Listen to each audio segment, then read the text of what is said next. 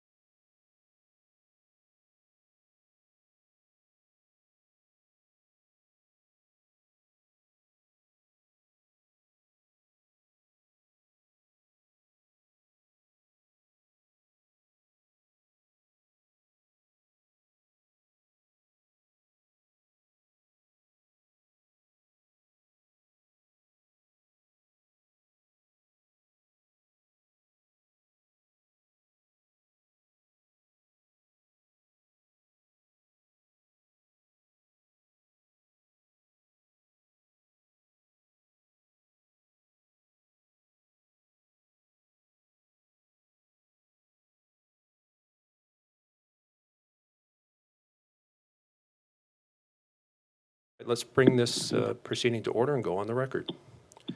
Good morning. Today is September 30th, 2022. The time is 8:30 a.m. The Commission has set this time for an evidentiary hearing in the case captioned as in the matter of the application of Evergy Missouri West Incorporated, doing business as Evergy Missouri West, for authority to implement rate adjustments required by 20 CSR 4240-20.090 sub 8 and the company's approved fuel and purchased power cost recovery mechanism. It is Commission file number ER-2023-0011. My name is Ken Sire, and I am the regulatory law judge presiding over this hearing. If you, for those that are on via WebEx, could you mute your audio? All right. This hearing is taking place in the Public Service Commission hearing room, room 310 of the Governor Office Building in Jefferson City, Missouri. First, let's have counsel for the parties make their entries of appearance, starting with Evergy Missouri West. Yes, good morning. Roger Steiner, appearing for Evergy Missouri West. My address is 1200 Main Street, Kansas City, Missouri, 64105. Also with me today is Jim Fisher, and I'm not sure of his address. Judge, I'm with the law firm of Fisher and Doherty, PC, and our address is 101 Madison Street, Suite 400, Jefferson City, Missouri, 65101. All right. For the staff? Casey Aslin for Commission staff. My address is 200 Madison Street, P.O. Box 360, Jefferson City, Missouri, 65102. For public counsel? John Kleiser, on behalf of the Missouri Office of the Public Counsel. My contact information can be found on filings made in the case. All right. I ask everyone to silence all cell phones and mobile devices. Please be cognizant of when your microphones are on, indicated by the lit green light, and when they are off. Something unique about today's hearing is that it is not being recorded by a court reporter. Instead, the audio recording of that hearing will later be transcribed by a court reporter. Therefore, please be cognizant of that. Spell names or words that could be misinterpreted, and at least initially state what any acronyms stand for. Also, these microphones pick up the audio much better if you are, I'll say, within 4 inches of the microphone. And again, for the sake of a court reporter that is transcribing this audio,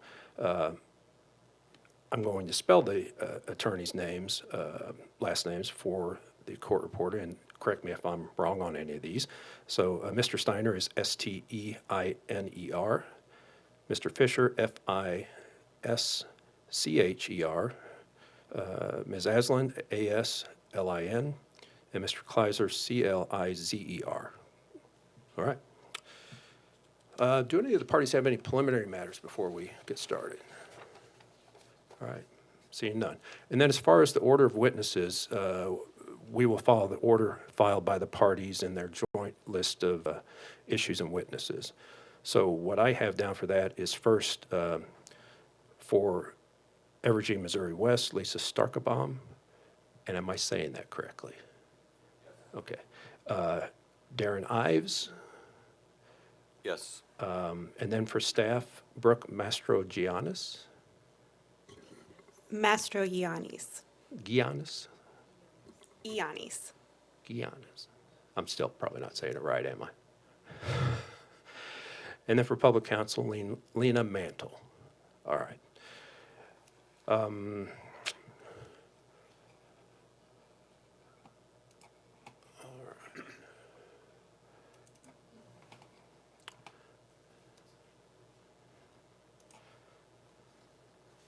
Okay.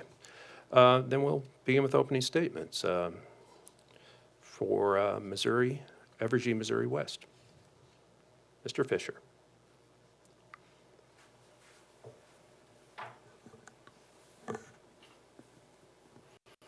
Thank you, Judge. Yes, my name is Jim Fisher, and I'm appearing on behalf of Evergy, Missouri West for the court reporter. May it please the commission. Today's case involves the plant and service accounting deferral issue, which we discussed with the commission on September the 9th in the context of Evergy, Missouri West general rate case, which was file number ER-2022-0011. That case is now in the briefing stage and is expected to be decided in early November of this year. The operation of law date in that general rate case is December the 6th, 2022. It's critically important that the commission keep the big picture in mind when it decides this case as well as the pending rate case. Both cases will impact the need for a deferral in this case, and neither case should be viewed in isolation. Brian, could I have slide number 2, please? This FAC case arises from the confluence of the dramatic and continuing rise in fuel and purchase power prices in 2022, with Missouri's West regularly scheduled tariff changes to its fuel adjustment clause that were required by the FAC rules and its tariffs. Under the FAC tariffs, the company was required to file this case on July the 1st, 2022. Of course, fuel costs are largely outside the control of the company and have been rapidly increasing during this period due to extraordinary events such as the extraordinary inflationary pressures we've been experiencing, the Russian war in Ukraine, rapidly rising natural gas prices, and severe weather events. As we previously discussed, Missouri West pending rate case, or in that case, the company elected PISA is Plant in Service Accounting, and I will refer to that as PISA, P-I-S-A. Anyway, we elected PISA accounting on December 31st, 2018, and is governed by Section 393-1655, among other sections of the Plant and Service Accounting Statute, which I'm just going to shorthand as the PISA statute. Under the PISA statute, there's a requirement that the company must not increase its base rates by more than 3% annually. This is referred to as the statutory cap, or sometimes you'll hear it referred to as the compound annual growth rate cap, or even shorthanded to CAGR, capital C-A-G-R. According to the PISA statute, the 3% compound annual growth rate cap is determined by starting with the company's most recent general rate case proceeding concluded prior to the date the Electrical Corporation gave notice that it was electing to use PISA accounting. Now, since Missouri West elected PISA on December 31st of 2018, we'd go back to its immediately preceding rate case, which at the time the company was known as KCPL Greater Missouri Operations Company. But we go back to that 2018 case, which was concluded in file number ER-2018-0146. That case had new effective rates on December the 6th of 2018 and resulted in a 3.2% rate reduction in base rates for residential customers. Missouri West has not had an increase in base rates since that 2018 rate case. Rate increases since that time for Missouri West customers have been directly related to fuel and purchase power cost increases under the rate adjustment mechanism, which is known as the Fuel Adjustment Clause. This case, as well as the previous FAC case, combined with the company's pending rate case in ER-2022-0010, these cases combined have created a virtual certainty that a change in rates in Missouri West rates under the FAC will cause the company's average overall rate to exceed the statutory cap under the PISA statute. Therefore, on July 1st of 2022, based on the best information available at that time, Missouri West filed this FAC case. As explained by Darren Ives, the full amount of the FAC-related costs incurred by Missouri West during the subject accumulation period was approximately $44.6 million. But including $44.6 million in the fuel adjustment rate would cause the company to exceed the statutory cap under the PISA statute when fuel rebasing in the rate case is taken into consideration. Consistent with the PISA statute, Missouri West proposed to include $13.6 million of FAC-related costs in the fuel adjustment rate and defer the balance of $31 million for further treatment in a subsequent general rate case proceeding to avoid exceeding the statutory cap and triggering performance penalties. The $31 million deferral amount was thought in July to be the minimum required to avoid exceeding the statutory cap, given the uncertainties of the pending rate case. But now, with the rate case about to be resolved, the Commission and the parties have better information regarding the level of the deferral that will be needed to keep the statutory cap under the PISA. Brian, let's go to slide 3. The provisions of Section 393-1655, subsection 5, state in effect that if a change in any rates under a rate adjustment mechanism approved by the Commission, which in this case would be the Fuel Adjustment Clause, would cause the company's average overall rate to exceed the compound annual growth limitation, then the Electrical Corporation shall reduce the rates in an amount sufficient to ensure that the compound annual growth rate limitation is not exceeded. This requirement is not discretionary with the company. It is a requirement of the PISA statute. Now, the second sentence of subsection 5 also requires that any sums not recovered under the rate adjustment mechanism shall be deferred to and included in a regulatory asset arising under Section 393.1400. Brian, let's go to the next slide. Now, Judge, this is a slide I showed the Commission in the Missouri West rate case, which showed that rebased fuel costs were $56.1 million, and the rate case settlement increase is $42.5 million, which is subject to further adjustments depending on how the Commission resolves certain contested issues. This means that there otherwise would have been a $13.6 million rate reduction in base rates, absent the fuel increases that are required to be rebased as required by the FAC rules. Now, as I mentioned in the opening statements in the pending rate case, The Missouri West rate case is entirely driven by the requirement that the company rebase its fuel and purchase power costs as required by the Commission's FAC rules. Without the need to rebase fuel costs in that case, base rates would have again be declining.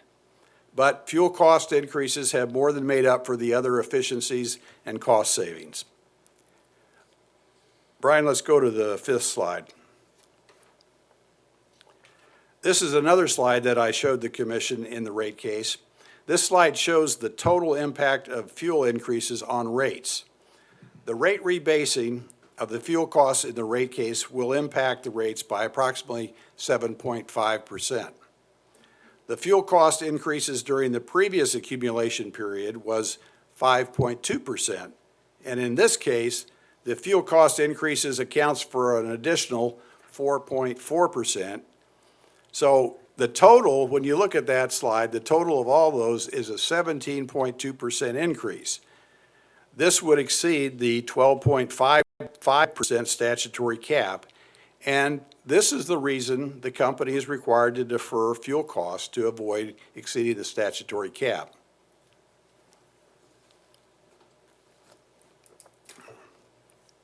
Importantly, as I've noted earlier, the rate increase resulting from the company's general rate case would be nowhere close to exceeding the PISA statutory cap, and we would not be discussing PISA caps at all but for the impact of fuel and purchase power costs. Under these circumstances, Missouri West followed the PISA statute and has appropriately requested the deferral of fuel and purchase power costs in this case. Further, the proposed deferral in this case is also consistent with the Commission's FAC rules, and that would be Fuel Adjustment Clause rules for the court reporter, given the extraordinary circumstances surrounding the company's fuel cost increases. The General Assembly adopted the PISA deferral provision to ensure that companies electing PISA would not be penalized for fuel and purchase power increases. And as I mentioned earlier, all the changes in rates that have occurred since the company elected into PISA accounting and all the rate changes that will occur in the general rate case are all a direct result of increasing fuel and purchase power costs. So why are we in this case? In this case, staff and public counsel do not believe that the deferral is necessary. They argue that if the Commission decides this Fuel Adjustment Clause case before it decides the pending general rate case, then the statutory cap would not be exceeded, at least not yet. But this is a much too narrow view of the facts and the statutory requirements. Of course, if the Commission adds up just the rate increases from the first two accumulation periods and totally ignores the likely result in the general rate case, which will be decided in the next few weeks, then the math would not exceed 12.55%. But that would be inconsistent with the requirements of the PISA statute and the requirements of the Commission to balance the interests of the company and its customers. The company originally estimated a deferral of $31 million was required to avoid exceeding the statutory cap based upon the information in the general rate case that was available at the time of the filing on July 1st, 2022. Brian, let's go to the last slide. Now, since we have been through the rate case, this amount has changed based upon the settlement of issues and the true-up positions taken in the case. And it may change further based upon the Commission's decisions in the contested case, in the contested issues, which we'll see in the report and order. It's for this reason, Judge, that the company is recommending that the Commission should decide the rate case and then ask the parties to quantify the exact amount of the deferral necessary to comply with the PISA statute's required deferral. This is very similar to what just happened in the Commission's recently decided securitization case, where the Commission has requested the parties to calculate the numbers for securitization purposes based upon certain Commission assumptions or scenarios. Staff has argued that the Commission should not make a deferral of fuel costs in this case, but I don't think it's addressed what would happen if the statutory cap is exceeded when the commission finalizes the pending rate case. Now, as I understand the position of the Public Counsel, that office is arguing that the commission should issue its decision in this case before it knows the final result in the general rate case, and then declare any amount in the rate case that any rate increase amount in the rate case that exceeded the statutory cap would be disallowed as a performance penalty. Now, this approach is not appropriate. It's not an appropriate balancing of the interests of the consumers and the company, and it's certainly not consistent with PISA statute. All of the rate increases in both the general rate case and the FAC cases are resulting from and are under the commission-approved rate adjustment mechanism, the fuel adjustment clause. When Missouri West exceeds the statutory cap as a result of either the general rate case, which is driven entirely by increases in fuel and purchase power, or in this FAC case, it's required by the statute to defer the fuel and the purchase power cost to a regulatory asset to avoid exceeding the statutory cap and ensure that performance penalties are not triggered. The company believes that it is most appropriate for the deferral to occur after all the facts are known. The company would be penalized for fuel and purchase power increases if the amount of the rates exceed the statutory cap and is treated as a performance penalty as argued by Public Counsel. This is exactly what the PISA statute attempts to avoid by requiring the deferral of fuel costs. Now, Darren Ives will be here, and he'll explain the negative impacts of the Public Counsel's proposal on the company. And I would encourage you, Judge, or any commissioners that are online to ask him any questions that you might have related to this matter. But from a legal perspective, Public Counsel's approach would be unlawful and unreasonable given the fact that fuel increases are driving the rate increase in all these cases. Both the general rate case increase and the increase in this case are under the rate adjustment mechanism rules and requirements, and Missouri West is following the mandates of the FAC rules and the PISA statute to reflect these fuel costs in rates. In closing, let me just reiterate one point. The Commission needs to keep the big picture in mind as it addresses the issues in these cases. It would be a mistake to treat these cases in isolation as if they were not directly related. It would also be a mistake not to consider all the facts and arguments in both cases as the Commission implements the PISA statute. With that, Judge, I'd take any of your questions or any questions from commissioners. Thank you, Mr. Fisher. Are there any questions from the commissioners? No questions, Judge. No questions at this time, Judge. Commissioner Holzman. Thank you very much. All right, thank you. I am having a bit of a technical problem here with my feeds on my computer, so we will go off the record for, I'll say, maybe 5 minutes to see if we can get that straightened out. So going off the record.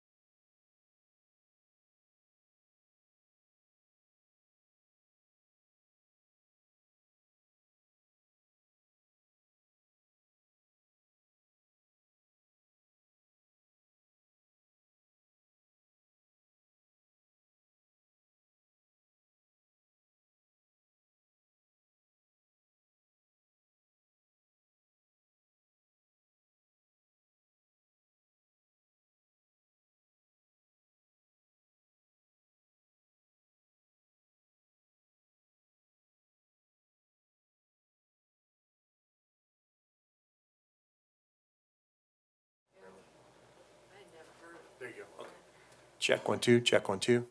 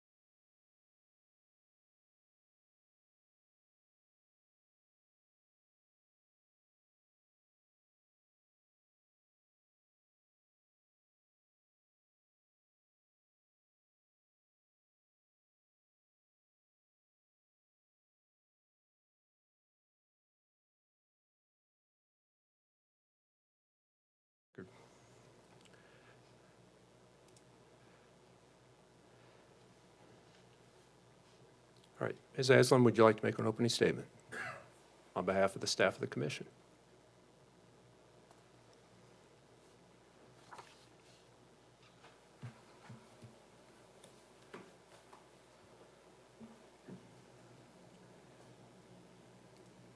Good morning. May it please the commission. My name is Casey Aslan, and I am representing commission staff. Opening statement on behalf of the staff of the commission?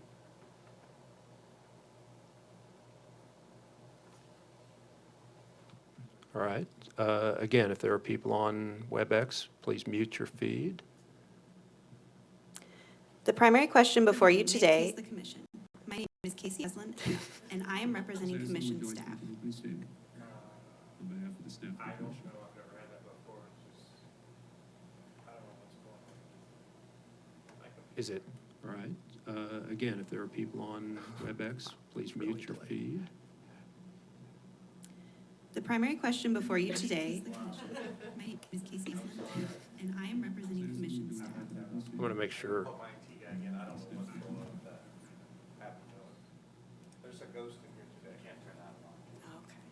Is it? All right. I'm gonna make sure it's not me. On WebEx, please mute your feed. Is your WebEx? My WebEx isn't up, Primary but the question before you website today. feed is, and I'm just now seeing that it's not on mute. I am representing commission staff. I'm going to make sure. Well, what I'm saying is, it's on mute now. Is it? I'm going to make sure it's not me. My WebEx isn't up, but the website feed is, and I'm just now seeing. We are. So, let's go off the record.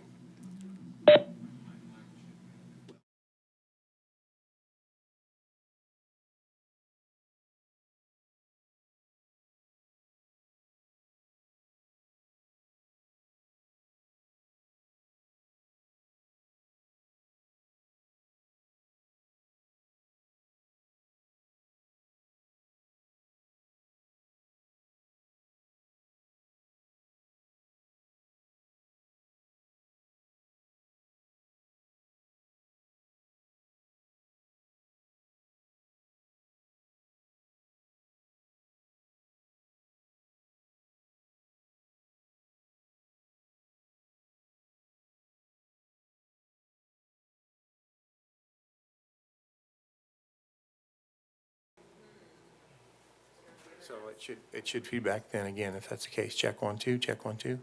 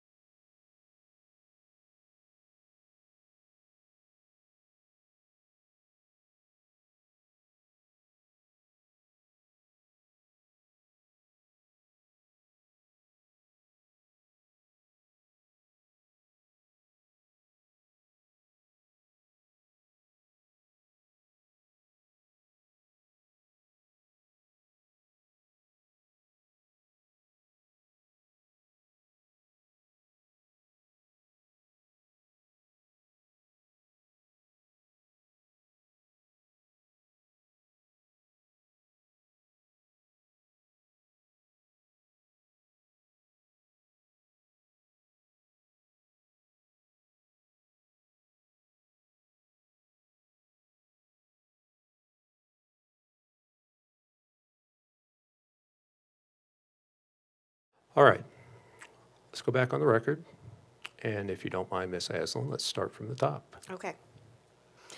Good morning. May it please the Commission. My name is Casey Aslan, and I am representing Commission staff. The primary question before you today is whether or not to defer $31 million of FAC fuel and purchase power costs to a subsequent general rate case. There are several reasons that such a deferral should not be granted.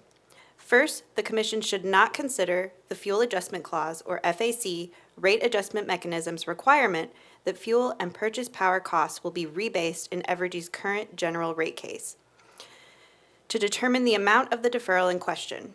According to Section 393.1655 Sub 3 RISMO, the computation of plant in service accounting, or PISA, shall use the Electrical Corporation's average overall rate as of the date new base rates are set in the Electrical Corporation's most recent general rate proceeding concluded prior to the date the Electrical Corporation gave notice under 393.1400. While some stipulations have been approved in Evergy's current rate case, the Commission has not yet issued an order on issues that were litigated. Most importantly, new base rates will not be in effect until December 6th of this year. Second, allowing for recovery of the full fuel and purchase power adjustment, or FPA, for the 30th FAC accumulation period without deferral will not cause the company's overall rate to exceed the 3% annual growth cap set forth in Section 393.1655.3. Third, the company has presented testimony that the costs incurred during the 30th accumulation period are extraordinary due to the ongoing pandemic and Russia's war on Ukraine. Unfortunately, increased fuel costs are currently the norm for all utilities, not just Evergy Missouri West. It is also worth noting that Evergy Missouri West's 29th accumulation period had an FPA of over $47 million, which is nearly $3 million higher than the current accumulation period. To staff's knowledge, Evergy Missouri West did not present an argument that the FPA from the previous accumulation period was extraordinary. This case, like many before this commission, involves a confusing combination of industry acronyms, dense statutory language, and my least favorite, mathematical calculations. However, the issues involved can be simply restated. Should the Commission approve a deferral that is not extraordinary, does not meet statutory requirements, and would cost ratepayers more money if approved? The answer is no. Staff witness Brooke Mastrianis is here today to testify and answer any questions you may have relating to this case. I'm also happy to answer any questions to the best of my ability. Thank you. All right. Are there any questions from the commissioners? No questions, Judge. And could you identify yourself, please? Sure, this is Chairman Sylvie. All right. Thank you. This is Commissioner Holzman. All right. Commissioner Kochmeyer's here. All right, Mr. Kleiser, would you like to give an opening statement?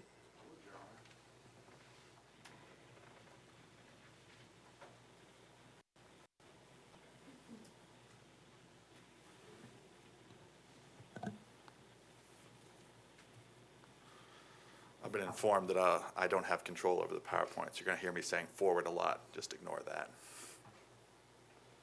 Whenever you're ready.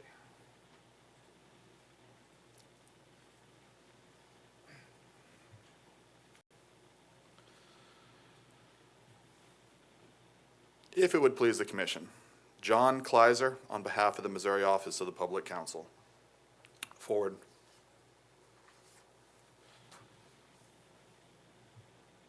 There was a lot of information provided by counsel for both Evergy and staff. In my opinion, this is a very, very simple case. It's a case of basic statutory interpretation. And the question in front of you really has to do with the application of a single statute. Forward, please. That is Section 393.1655 sub 5, or point 5. And the question for the Commission is quite simply, has that provision been triggered? Forward. If it has been triggered, then you are free to fine for Evergy. And if it has not been triggered, forward, you should be fining for the staff and the OPC. So let's take a quick look at the actual language itself. Forward, Brian. Forward again. The triggering mechanism in question states, if a change in any rates charged under a rate adjustment mechanism approved by the Commission under Sections 386.266 and 393.1030 would cause an electrical corporation's average overall rate to exceed the compound annual growth rate limitation set forth in subsection 3 or 4 of this section, etc. Now, this is what I refer to as the triggering mechanism, which means this is the condition that needs to be met legally before any deferral takes place under this provision. So we need to first determine whether or not this triggering mechanism has been met. And in order to do that, let's take a moment to break down some of the terms in this statute to provide a clearer understanding of what's going on here. Forward, Brian. So let's start with some translation. Forward again. Let's start with the phrase, a rate adjustment mechanism approved by the Commission under Section 386, 266, and 393.1030. Forward. This, in essence, is the FAC, or Fuel Adjustment Clause, and the RESRAM, or Renewable Energy Standard Rate Adjustment Mechanism. Forward. 386.266 is the FAC. Forward. And 393.1030 is the RESRAM. So, forward again. If we return to our statute, we can basically plug in the FAC and RESRAM for that part of the section. Forward, please. Which you can see I've done here. Also, just to make things easier, we can replace Electric Corporation with Evergy West, since that's the only electric corporation we have in this case. Forward, please. Now, let's translate a little bit more. Forward again, please.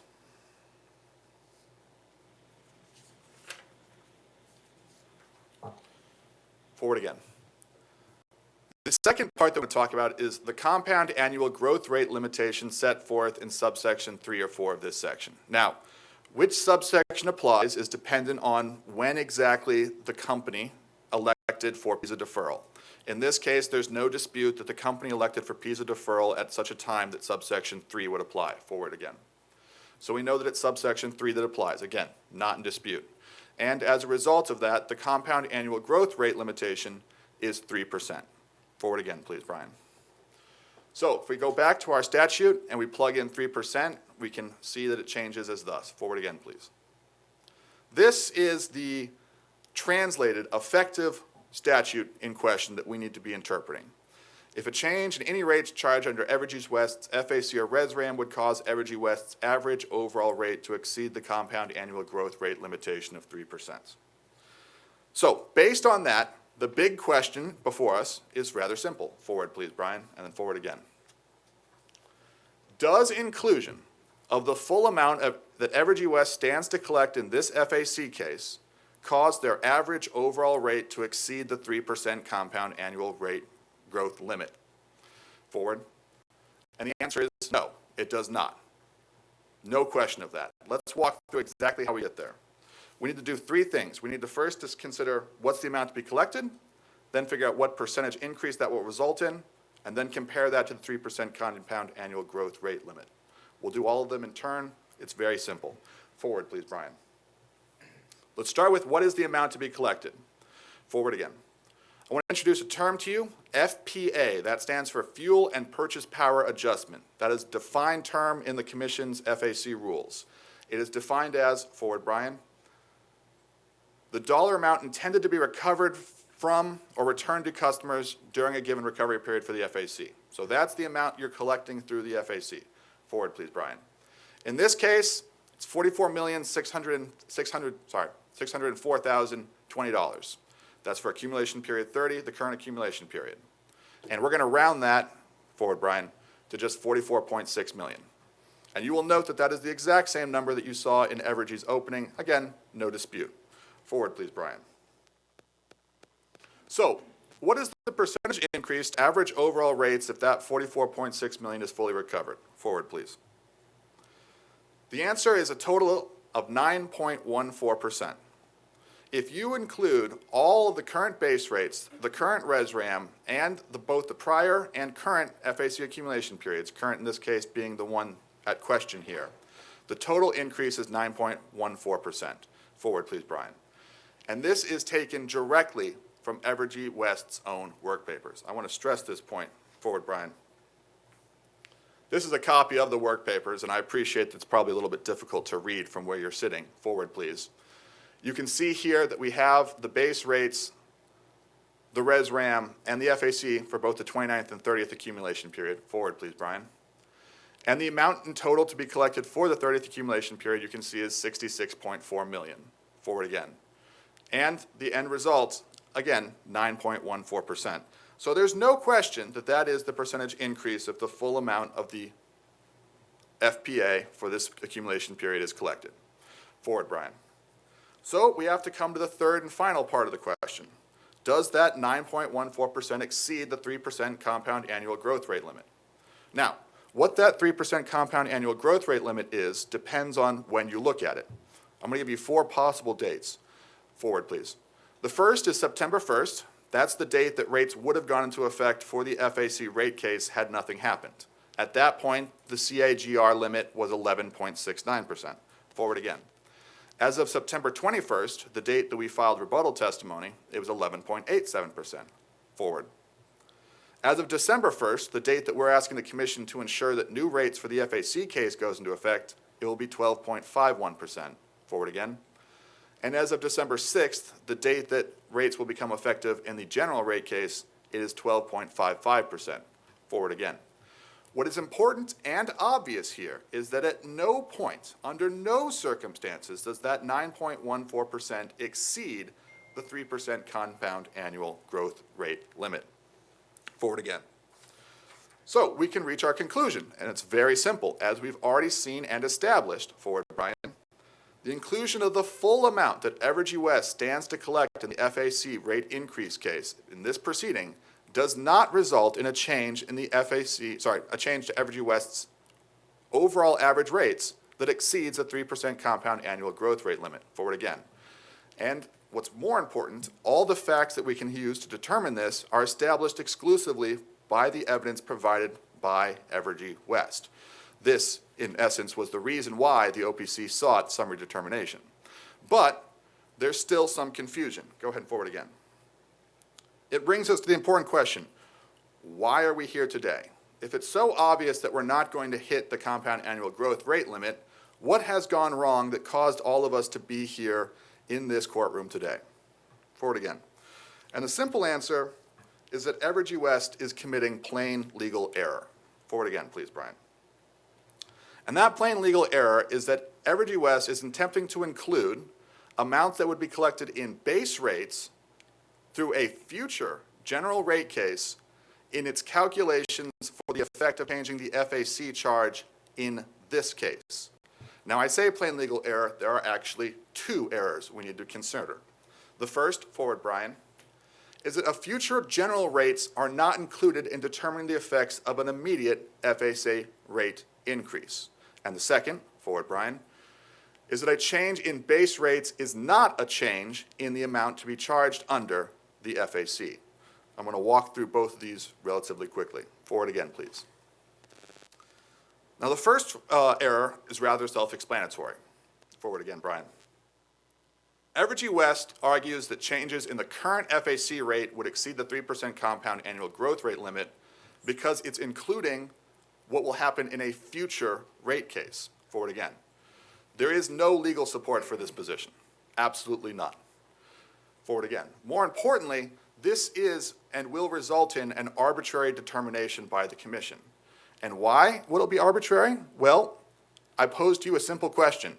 Name one other FAC rate increase case where future rate increases has been considered as part of this determination. It has never been done before for Evergy West, nor Evergy Metro, nor Ameren, nor Empire. And there's no reason to expect it to be done again otherwise. In other words, Evergy West is asking for unique circumstances applied exclusively to this case without legal support. That is the definition of arbitrary. But there is an even greater problem at play here. Forward again, please. And that's the second error. I'd like to bring us back to the language of the statute that we're applying here. Forward, please, Brian. And most importantly, I'd like to draw your attention to the phrase charged under. Forward, please, Brian. It is exceptionally important that you understand that this mechanism only applies if the rates charged under the FAC, or RESRAM, would cause the increase over the annual growth rate limit. Forward, please. Amounts charged under the FAC, however, does not include the amounts that would be collected for fuel and purchase power through base rates. Let's walk through legally why that's the case. Forward, please, Brian. Forward again. The FAC charge is a defined term in the FAC rules. It is defined as the amount on bills which in the aggregate will be allowed to recover the FPA, which I remind you is the fuel and purchase power amount, or adjustment, apologies. The FAC charge is also, quite obviously, the amount charged under the FAC. There's no dispute about that. Now, forward again, Brian. The FPA, as we've already discussed, is the amount to be collected, but how is that amount determined? Well, it primarily reflects the difference between the actual net energy costs and the net base energy costs during the accumulation period. Forward again. And the net base energy costs are the amounts included in base rates. So to demonstrate this visually, forward please. Consider a graph. Forward please. We start with the net base energy costs, forward. That is what's included in base rates. Then you look at the actual costs incurred, forward again. You take the difference of these two, forward please, and that amount, the difference, is the fuel and purchase power adjustment. Forward. Now, why am I harping on this? Why is this so critically important? Well, let me walk you through. It's a very simple argument. Forward, please. If the FAC charge is the amount designed to collect the FPA, forward, and the FPA is the difference between the actual fuel and purchase power costs and the amounts for fuel and purchase power included in base rates, forward, then fuel and purchase power found in base rates cannot be included in the FAC charge itself. Again, the FAC charge collects the difference. It doesn't collect the amount included in base rates. And, as we've already established, the statute only applies if it's a change to the amount being charged through the FAC that causes you to trigger the cap, nothing else. So when counsel for Evergy tells you it doesn't matter whether or not it's the FAC or base rate fuels that cause you to go over the amount, they both have to be deferred, that is completely wrong. Legally speaking, only the amount collected through the FAC itself can possibly trigger the deferral mechanism. Forward again, please, Brian. And what we see here is that, forward again, Evergy West is trying to rewrite the PISA legislation. Forward, please. Returning to what the language actually says, as I just stated, it's the rates charged under the FAC that cause you to go over the cap to trigger this provision.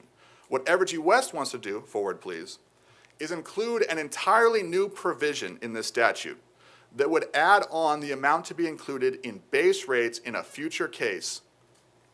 This, again, has no legal support. It requires a complete rewriting of the rule. And I just want the commission to consider for a second. Imagine if this case were brought up on appeal. Let's assume for a second that the commission decides to agree with its own staff and OPC, and Evergy brings the appeal. All the commission has to do is stand up and say, we followed the statute exactly as it was written.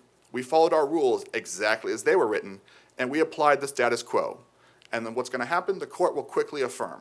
Easy. But what happens if the commission agrees with Evergy and the OPC brings the appeal?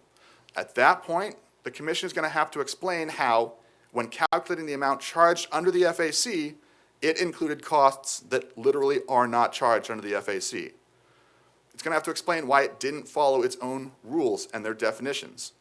This makes no sense. The commission needs to apply the law as written and consider only the costs charged under the FAC itself, which does not include fuel and purchase power recovered through base rates. I want to move on to one final argument. Forward, please, Brian. This is what I would characterize as the sort of Hail Mary argument by the company, who, realizing that their legal argument may not be the best, has decided to also try and argue that the costs must be deferred because they are extraordinary. Forward, please, Brian. That is simply not the case. Forward again. And more importantly, these costs are not extraordinary whether considered on an Evergy West individual basis or when considered in compared to its sister utility, Evergy Metro. Forward again. And I want to stress this point. This is very important.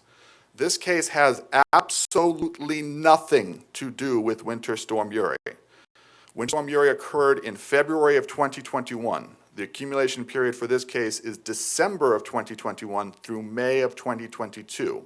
There are no Winter Storm Uri costs involved in this case, flat out. Now, why is this not extraordinary when considered based just on Evergy West. Forward, please. The simple answer is that if you look at the fuel and purchase power adjustment for Evergy West's last accumulation period, it was $2.9 million, or 6.1% higher than the FPA in this accumulation period. Forward, please. What that means is that Evergy West actually recovered more costs in its last accumulation period, but made no attempt to declare any of those costs extraordinary. And that, at heart, demonstrates what the company's true position as to these costs being extraordinary is. Forward, please. Evergy clearly does not consider that the costs that it incurred extraordinary, and would not have made that argument but for its fear of hitting those statutory caps in this case. Their own past practice dictates their true beliefs. Forward again. But what of Evergy Metro, and why do I bring it up? Forward again, please. Evergy Metro did not ask for a deferral of extraordinary costs, even though it experienced the exact same high fuel and purchase power costs over the same 6-month period. Forward, please. In fact, according to the OPC's calculations, Evergy Metro's fuel costs were $105 million, sorry, 4 times what Evergy West incurred. Forward again, please. And its purchase power costs were nearly 13% of Evergy West's. Forward, please. That raises an interesting question. Forward, please. Why is it, oh, I forgot to mention, sorry. Even though its costs were so much higher, Evergy Metro's FPA for its accumulation period was less than $2 million. That's what raises the interesting question. Why is it that Evergy Metro's FPA is so much lower than Evergy West's if both companies are experiencing the same high fuel and purchase power costs? Forward, please. The answer is that Evergy Metro has generation where Evergy West doesn't. I want to be clear. I'm not saying that Evergy West doesn't have generation. I'm saying that Evergy Metro has substantially more generation. And as a result, it can sell its generation into the market to offset the fuel and purchase power costs it incurs. Evergy West, by contrast, doesn't have that capability. But that means that the high fuel and purchase, FPA costs that it's experienced for this accumulation period aren't the result of high fuel and purchase power costs, which Evergy West is experiencing. Metro is also experiencing. Evergy West's high FPA is the result of its lack of generation. Forward again, please. Forward one more time. And that lack of generation is the product of Evergy West's management decisions. This is not, again, the result of events beyond Evergy West's control. Evergy Metro experienced the exact same phenomenon that Evergy West did, but it was able to keep its FPA low. The only difference between these companies that really matters in this case is the amount of generation, and that's a decision that Evergy West's management made. Frankly, it's actually the management of both companies, or the same company. But regardless, the point here is that it's entirely within the control of Evergy West to manage its FPA by securing generation to offset its fuel costs, like its sister utility. It chose not to. That's its choice. It's not extraordinary. One last slide. I want to leave the commission with one last thought. Forward, please, Brian.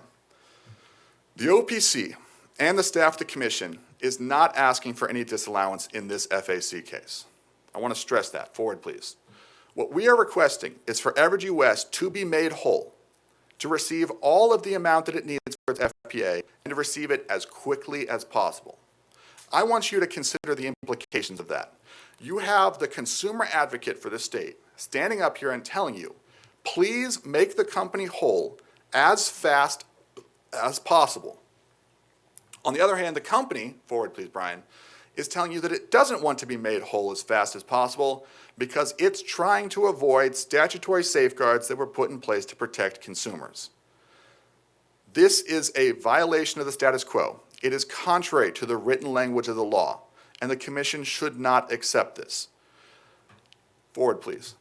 To do what Evergy West is requesting would require this commission to go above and beyond, out of its way, to avoid the status quo and rewrite the law in a manner that would help the company and harm customers. I urge you not to do this. This is the one case where the OPC is telling the commission, follow the exact written language of the law. Do what you have done in every prior case. Make the company whole. Give them every cent of what they need and do it as quickly as possible. There is no reason why the commission should not take that action. The OPC has a single witness today, Ms. Lena Mantle. She has been instrumental in helping to draft the FAC rules when they were first written, and I think I can probably say knows them better than anybody else in this building without too much hyperbole. I encourage you to ask any questions that you might have of this to her. She is an excellent resource. And with that, I will ask if there are any questions from the commission or bench. Right. Mr. Kleiser, before we get to that, and I apologize if you did do this, but for the sake of housekeeping and the court reporter that has to transcribe this, did you spell out what RESRAM stands for? I did, but I will happily spell it out again. It is the Renewable Energy Standard Rate Adjustment Mechanism. And I just want to make clear, I feel like this is obvious, but this case does not concern any effect to change the RESRAM, so as it applies, it is not relevant to this case. I don't believe any party would dispute me on that point, other than that it has to be included in the average overall rate calculations, which it has been per everyone's assumptions. Gotcha. All right. Are there any questions from the commissioners? No questions from Chair. No questions, Judge. No questions, Judge. Commissioner Holzman. Okay. All right. Thank you, Mr. Kleiser.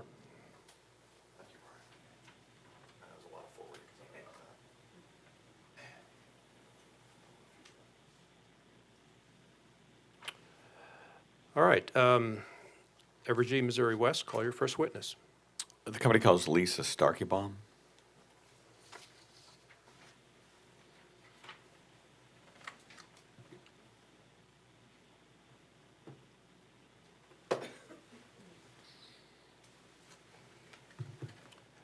Good morning, Ms. Starkeybaum. Will you raise your right hand, please? Thank you.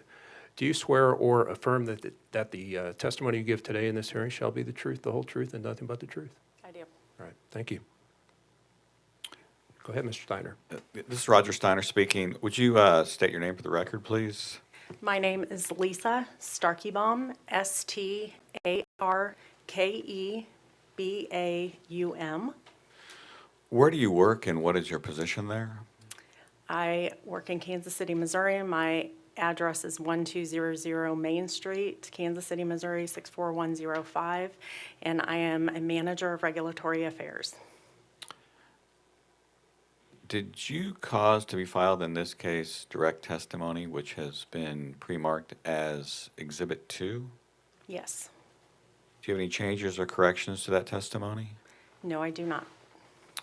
If I asked you the same questions that are contained in that testimony, would your answers be the same today? Yes, they would. Are your answers true and complete to the best of your knowledge? Yes.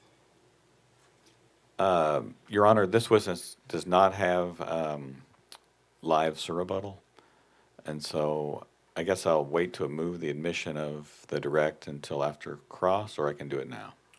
Well, let's do it now. I move for the admission of the direct testimony of Lisa Starkeybaum, Exhibit 2. All right. Are there any objections to the admission of Exhibit 2? All right. Seeing none, Exhibit 2 is admitted.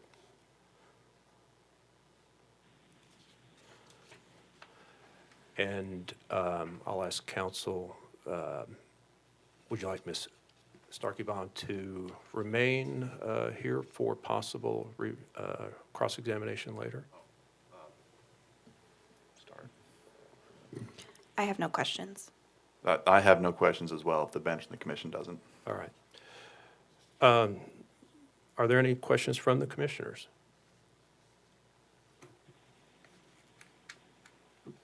All right, hearing none. I do have a few questions myself.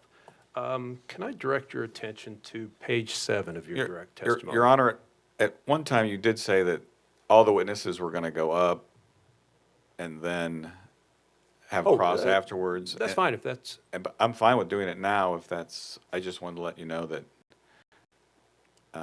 it's a little bit different than what we were thinking, but she does not have live surrebuttal, so we could do cross now, that's fine. that was all I had in mind, was she's kind of an exception to the rule, I think, for today. Okay. That's fine. Okay.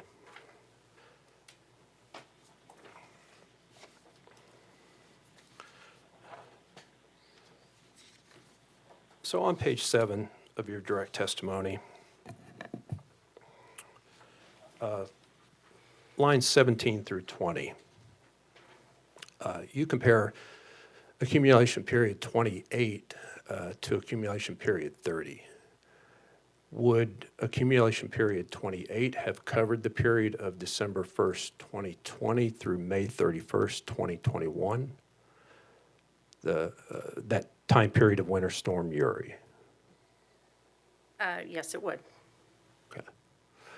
When you state that the actual fuel and purchase power costs in accumulation period 30 were $40.5 million higher than those in accumulation period 28, did you exclude the over $288 million that Evergy Missouri West has sought securitization for in case number EF-2023-0155? Yes, all Winter Storm Uri costs have been removed in each FPA that we have filed since February, since the storm occurred in February of 2021. Okay. So those would be excluded. Would you agree that if Winter Storm Uri related fuel and purchase power costs had flowed through the FAC, AP 28 actual costs would have been substantially higher than the actual cost in AP 30? I would agree with that. Okay.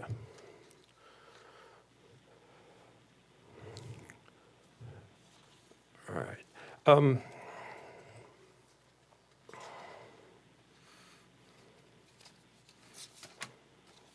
Excuse me. Does staff have any cross-examination based on my questions? No, Judge. How about public counsel?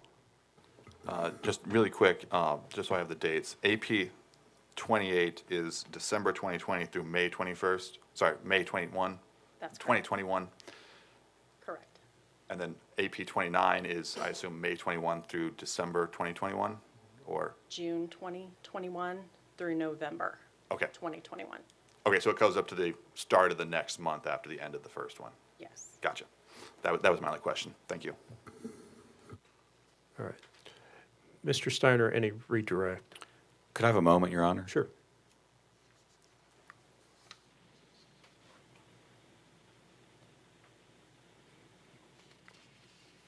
I have no redirect, Your Honor. All right. Are there any questions from the commissioners as a follow-up to my questions?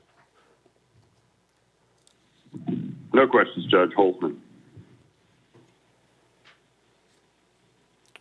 All right. Ms. Starkeybaum, you're excused. Thank you. Thank you.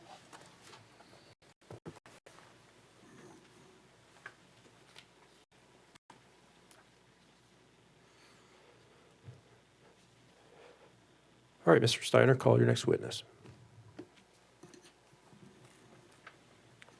Judge, at this time, we would call Darren Ives to the stand. All right, and for the sake of the record, that was Mr. Fisher. Yes, I'm sorry. Yes, Mr. Fisher. All right, Mr. Ives, would you raise your right hand? Thank you. Do you swear or affirm that the testimony you give in this hearing shall be the truth, the whole truth, and nothing but the truth? I do. All right, thank you. Mr. Fisher. Please state your name and address for the record. My name is Darren Ives. My address is 1200 Main, Kansas City, Missouri. Are you the same Darren Ives that caused to be filed in this case direct testimony addressing fuel cost and PISA deferral issues? I am. If I were to ask you the questions that are contained in your written testimony, would your answers today be the same, and are they true and accurate to the best of your knowledge and belief? They would be the same, and they are. I do have one correction. Okay, I forgot to ask if you had a correction. Please state your correction. Yes, it's in my direct testimony, page 5, and it's actually footnote 6 at the bottom of that page, where I reference an EIA Today and Energy report. The date listed in my testimony is July 16, 2022.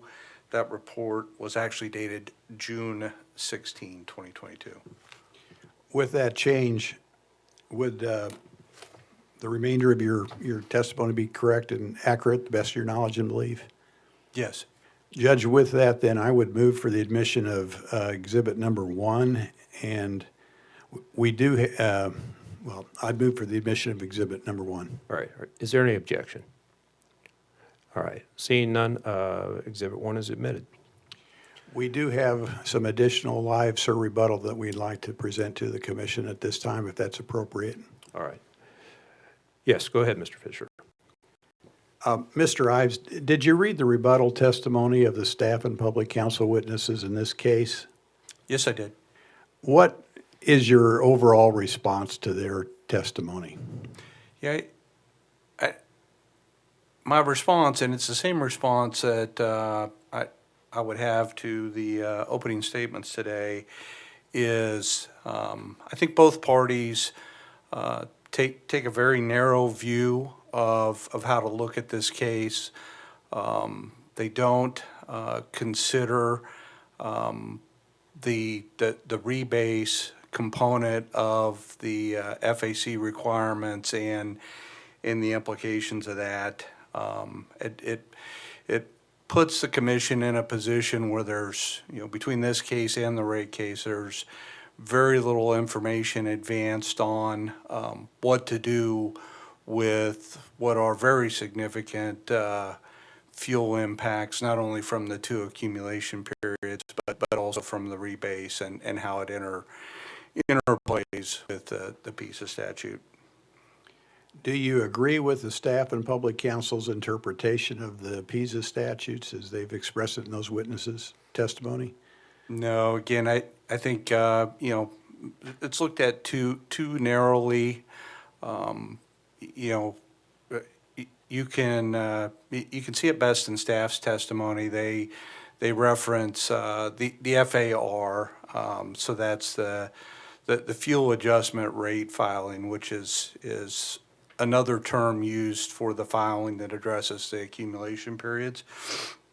And the FAR is accurately depicted in the testimony, but that ignores the remainder of the FAC requirement, which is the implication to rebase, the requirement to rebase in any rate case that you come in while you have adopted the fuel adjustment clause, and at a minimum, at least every 4 years, which is the cycle that we're on in this pending rate case.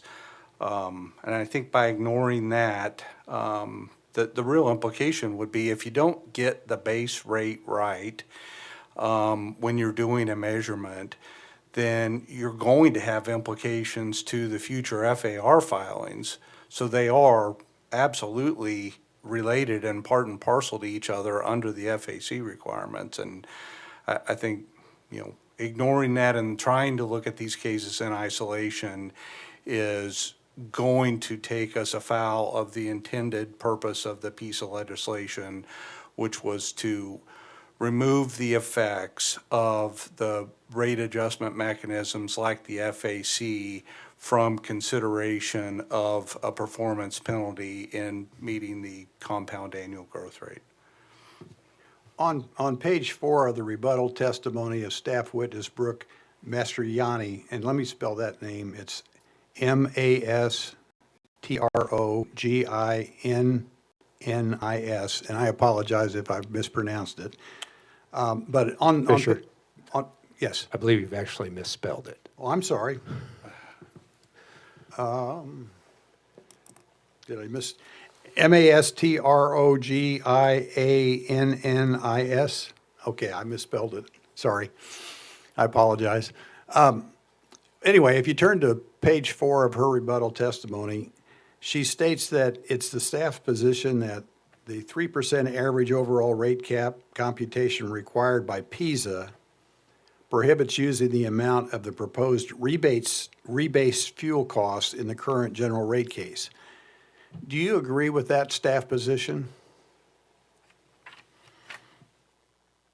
No, I don't, and maybe now's a good time to talk about it, because I was a little bit confused when I read staff's testimony and ultimately the position statements on this, because I read it to potentially assert that we are changing the base that we're measuring against, just the way I read the flow of the testimony and the position statement. And I just want to be clear, and I think all parties will agree with this, and it was talked about in openings, we are utilizing the rates that were in effect as of December 6th of 2018, which was the rate case that concluded prior to our adoption of PISA, to measure our compound annual growth rate against.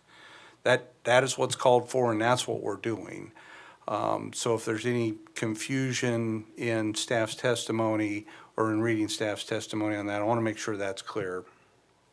The difference solely of this case is the perspective of OPC and staff of whether you only look at the effects of the two FAC accumulation periods, the accumulation 29 and accumulation 30, or as we have suggested, you also have to look at the rebase of what's going on in the current general rate case for rates that will be in effect in December. Otherwise, you can't address the full impact that fuel and purchase power costs are having on implications to Evergy, Missouri West compound annual growth rate.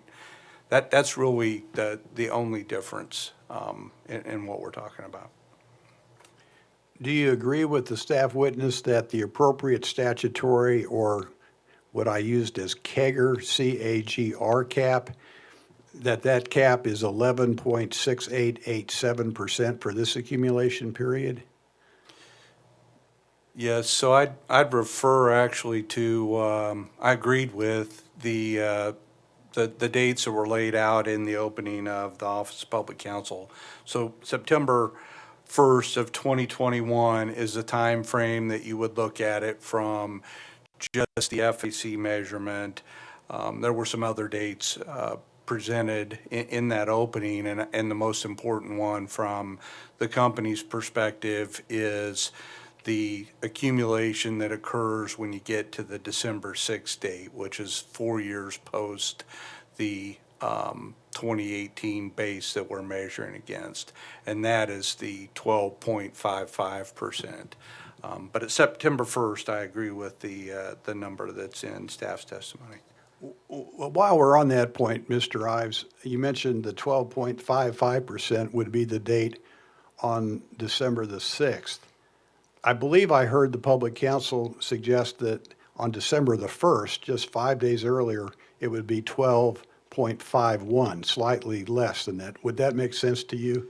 Yeah, I didn't do the math on December 1, but it certainly grows as time progresses forward from the December 6, 2018 base. So there would be a little bit of difference if you move forward from the 6th. I also understood the counsel to suggest that public counsel would suggest the commission should decide this case by 12/1. And if they decided the case 5 days later, would all of the issues in this case be moot? Yes, I think it's a very interesting timeline for the commission, and it's part of why we're here, right? When we made our filing for this FAC back in July, rather than, as maybe has been asserted in this case, rather than being manipulative or attempting to pull a sleight of hand, we used the best information available to inform the commission of what was coming. What was coming was the two accumulation periods that had been more significant and persisted longer than anybody had hoped for the amount of market impacts that we were having in fuel costs for Missouri West. In addition, we knew that the general rate case was ongoing. We had seen the direct position of staff in that case. We knew that prices were continuing to go up, so when we got to true up in which was a May 31st true up date, but hadn't been filed yet by the time we filed on July 1. We knew that number was going higher for fuel impacts in the general rate case. And it was very clear that the combination of all those fuel effects were going to put us in a position where we were going to exceed the compound annual growth rate accumulation, or the 12.55%, when you looked at all that in combination. That's why we advanced it. That's why we brought it forward, and it has come true. If you look at the commission, which has now issued an order on the settlement agreement that was entered in the rate case, approving that settlement agreement, there is enough of a case impact just based on that settlement, and certainly the fuel impact based on the base factor included in that settlement, that shows, without taking action to create a deferral, that fuel and purchase power cost would drive Evergy, Missouri West over the cumulative CAGR. In isolation, fuel and purchase power cost would drive us over that. Without the increase in fuel and purchase power cost, we would not be having a PISA cap discussion at this utility.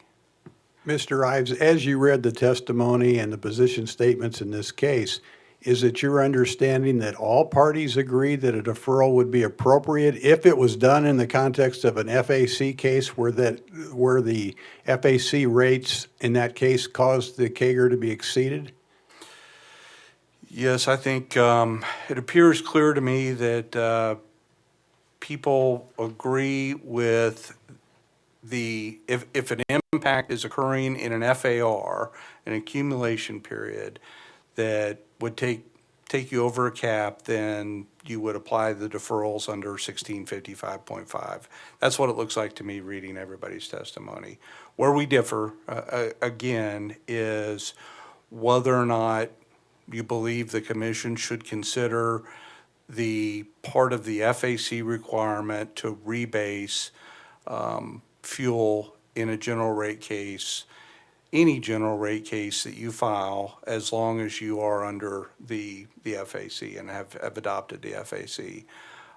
That's the difference. We think fuel is a component in both, and we think fuel means the same thing, whether it's coming through a rebase or whether it's coming through an accumulation period.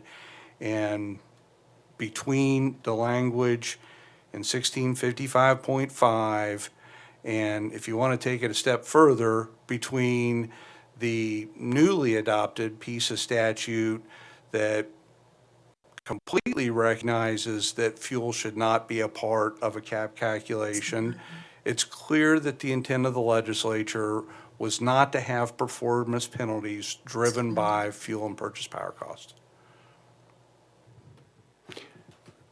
So if the commission has not decided this case until after it decides the rate case, at that point, would the CAGR have been exceeded?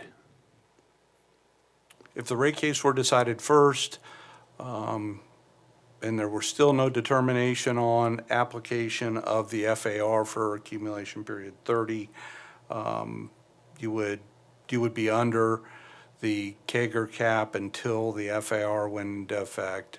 That would take us over, and you would need to defer. Again, I mean, we are arguing about the application of statute to fuel and purchase power. We are asserting that fuel and purchase power is the same regardless of whether it happens in a rebase or whether it happens in an FAR accumulation period. The other parties in this case argue for different treatment for the implications of fuel and purchase power in a rebase. But do you believe the statutory cap will be exceeded when the pending rate case and the last two FAC accumulation periods are considered? Absolutely. Now, on page 4, line 18 of staff rebuttal testimony, the staff witness states the PISA deferral is not required in this case. Do you agree? No, I don't. I mean, that's why we're here. I think this case is the ideal opportunity to do it. I provided testimony to the commission in the rate case that discusses the complexity of attempting to address a deferral in the general rate case as opposed to the FAC. I'm sure the other parties will say that there's no mechanism to create a deferral in the general rate case. I would suggest that the commission, if they don't address it in this case, really needs to address it as a deferral in the general rate case for all the discussion that I've had today. It's fuel and purchase power cost. The PISA statute is clear that those should not drive a performance penalty. If you do a deferral in a rate case, your likely impact is that it will understate the rebase fuel cost in a general rate case in order to make that deferral. And then you will have higher accumulation period impacts moving forward out of the case, which will create FAR volatility for customers moving forward compared to what it should be if the base is set appropriately.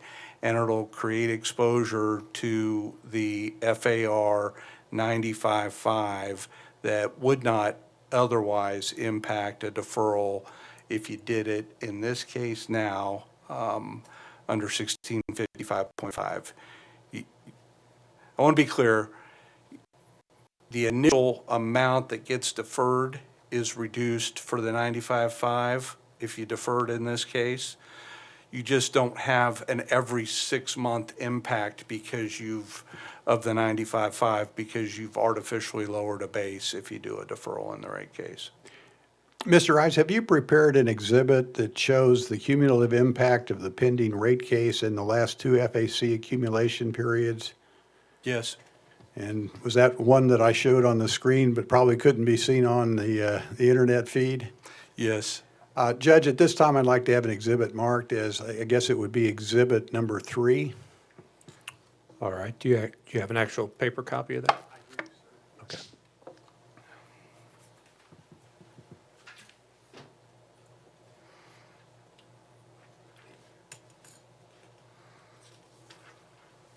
Thank you.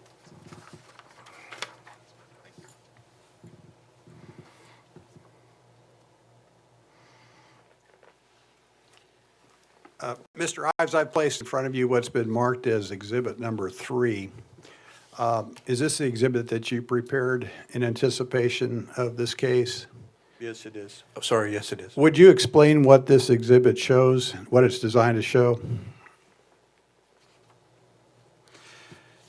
Yes, I'll start with the FAC accumulation periods because we've talked about those a little bit. Part 1 is actually the FAC accumulation period 29 that's been referred to in this proceeding.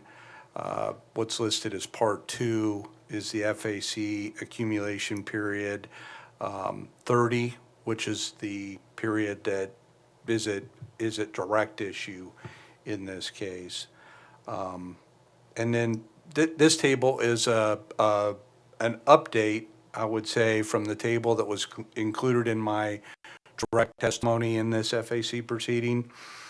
At the time we did my direct testimony, we didn't have the true-up information and the settlement information and ultimately the commission order approving the settlement in this case. But we did have staff's direct case at that time, so my direct testimony used the staff's direct fuel run to present this information.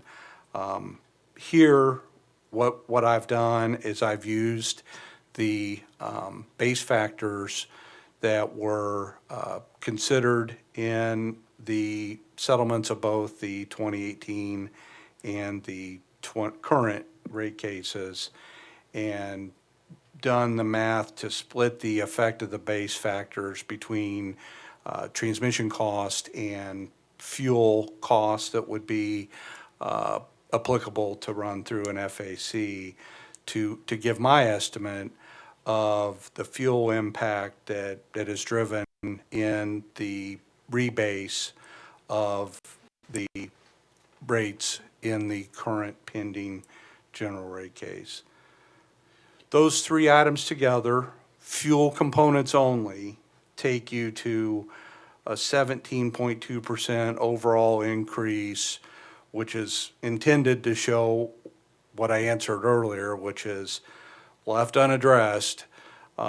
Fuel is going to take Evergy, Missouri West above the PISA caps, which is explicitly indicated to not result in a performance penalty in the statutory language. I should share that, the overall revenue requirement that was in the stipulation that was agreed to and ultimately approved by the commission in an early order was $42.5 million. If you replace that number in for the 56 as just fuel, that line on percentage increase goes to 5.7%, and the overall for the three items goes to 15.37%, which is still above the cap, with the remaining issues that are to be decided by the commission. While they will impact that final amount, there likely is not enough movement in those to impact that final amount to the point that it will be below the compound annual growth rate run rate of 12.55%, but yet to be determined by the commission. Well, in the pending general rate case, is the rebasing of the fuel and purchase power cost the reason there will be an increase in the rates? Yeah, certainly it's a full general rate case, so we looked at, all relevant factors, as the commission always would in going through that, but it is a driver, I'll put it this way, it's a driver to the overall revenue requirement increase that in and of itself is bigger than what the revenue requirement increase is going to be for Evergy West. So in isolation, it reflects more than 100% of what the final revenue requirement increase will be. Well, would you explain the amount of fuel and purchase power that is being rebased in that pending case? Really quick, I apologize. Can I get a direction to where we're responding to rebuttal testimony? This is a rebuttal of their position that these rates should not be, that this rebasing should not be included in this case or in the calculation at this point. That's fine. I'm trying to follow along. I just want to know where in the rebuttal testimony I should be paying attention so I can. I'll try to get more to the rebuttal too as well, specifically, but. And again, you'll have the opportunity to cross-examine later. So just to repeat the question, would you explain the amount of fuel and purchase power that's being rebased in the pending rate case, the total amount? Yeah, so the incremental increase, and I don't know that I have the total amount of fuel. Well, it looks like, So the total amount of fuel that I believe is being rebased based upon the base factors in the settlement is on that schedule, the $245,512,953. And the incremental amount would be the 56.1 million there that you show on the schedule? Yep, as I mentioned earlier, that's the incremental of when you compare the base factors from what was set in the 2018 case compared to the base factor that has been agreed to and ordered by the commission now for the current 2022 case. And how much was that settlement amount that's still subject to some adjustment by the commission for contested issues? The settlement amount overall was the 42.5 million that I mentioned, with a couple of remaining revenue requirement issues that were litigated and await a commission order. And did you testify already that the commission has adopted an order approving those settlements? I did. Okay.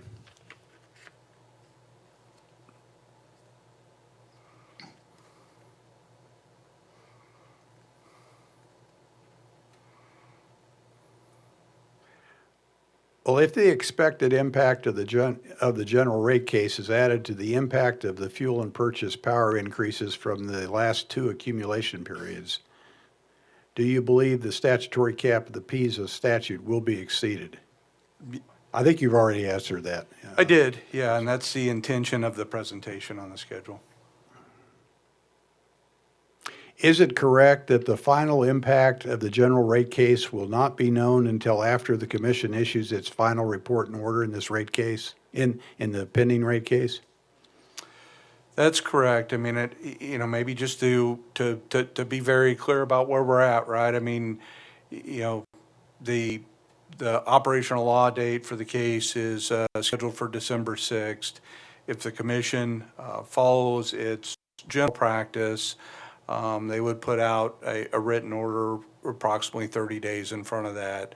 So in the early part of November, which means they probably would have agenda discussion a week or two in front of that. So in the middle part of October, so they will be making that decision right at the same time now that they will be considering the briefs and making a decision in this case. And I think my simple request, that probably is overly complicated by the testimony in the record, is that the commission should look at the big picture and not look at these two dockets in isolation, and they should consider whether or not, as I mentioned, the cap exceedance, which there's going to be one for Evergy, Missouri West, is driven by fuel and purchase power cost or not. And if it is, which the schedule in Exhibit 3 demonstrates that it is, then they should defer the implications of that. If they make the decision to do the deferral after they understand the order in the general rate case, they will know that the amount of the deferral necessary to stay under the cap is not 31 million as we filed. It will be something less. And they can set the deferral. They can ask the parties to calculate, based on their decisions in the case, what the deferral should be, and they can set it as the piece of legislation intends to be just enough of a deferral to stay under the performance penalty cap, but be adequate to do so. I think Mr. Fisher mentioned in the opening that they are currently asking parties to calculate impacts in a proceeding right now in Evergy West securitization proceeding based on positions that they have articulated they want the parties to consider. They could do the same thing here and get the same information available to them to make the best decision in this docket and consider the implications of the general rate case. Well, I don't want to leave Ms. Mandel's testimony out either, but some of your answers will be relevant to her testimony as well. Is that right? Yes, that's correct. On page 15 of Ms. Mandel's rebuttal, she states that the $31 million deferred amount was to maximize the increase that Missouri West could receive in its current general rate case without surpassing the statutory cap. Do you agree with that characterization? No, I mentioned this earlier. There are some sensational words used in this docket around manipulation and maximizing, and that all sounds exciting for the hearing. But the reality is we use the information available to be as conservative as we could be when we put the July filing together. We knew staff's direct fuel run, which is what we used in the analysis of my testimony, and we knew our original rate case ask, which was the maximum that we could get out of the general rate case. We utilized those factors to discuss the deferral that would be necessary to ensure that the caps weren't exceeded due to fuel and purchase power costs.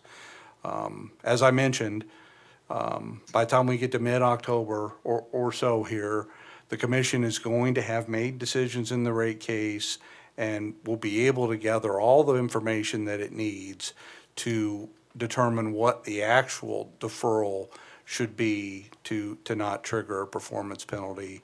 They can ask parties to calculate it. It will be less than 31 million based on the settlement and the remaining items in the case.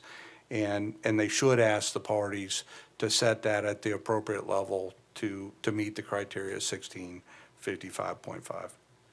The public counsel witness also, I think, alleged that the high fuel and purchase power costs are a direct result of its resource planning decisions and not due to external factors. How would you respond to that?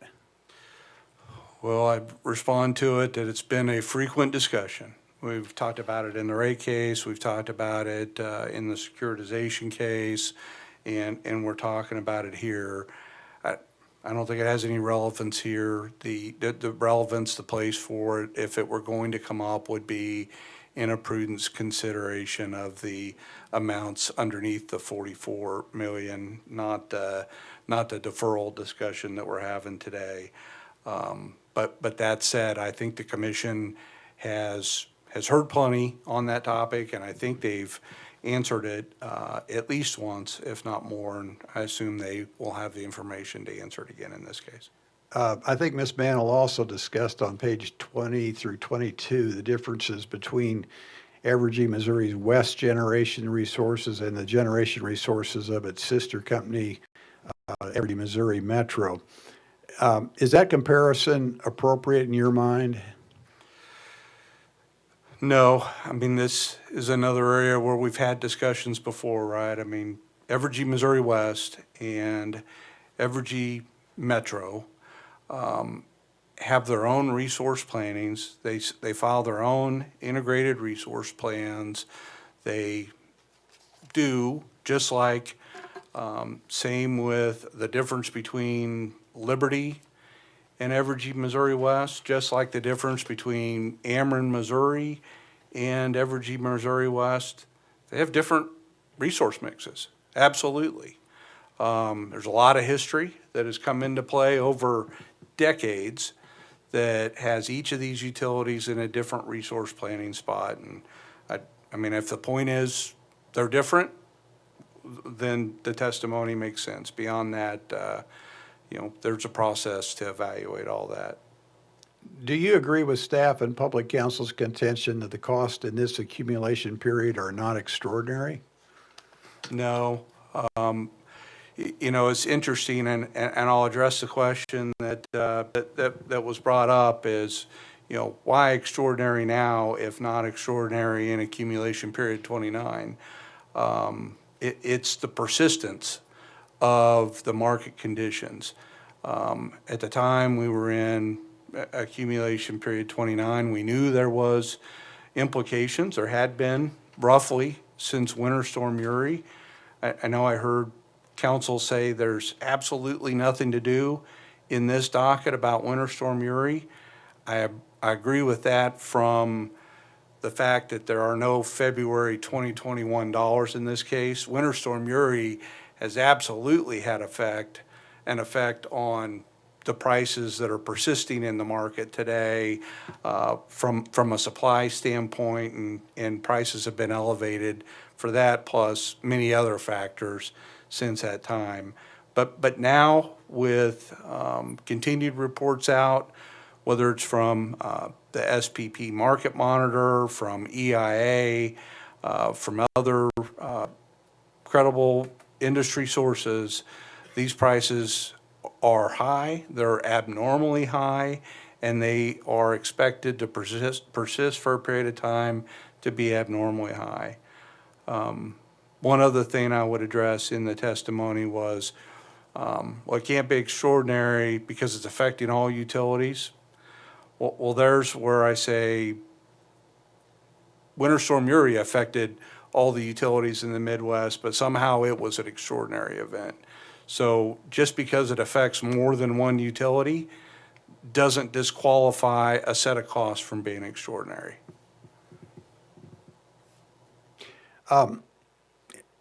In preparation for your testimony, have you reviewed reports in the industry about the extraordinary natural gas prices and wholesale prices that have occurred during this period? I'm sorry, I mentioned those just a minute ago in regards to my response about extraordinary. There's a recent SPP Market Monitor report that was issued in July. There's certainly some EIA reports that continue to be updated and put out on a monthly basis. There was one for August, and I believe there's one out for September now.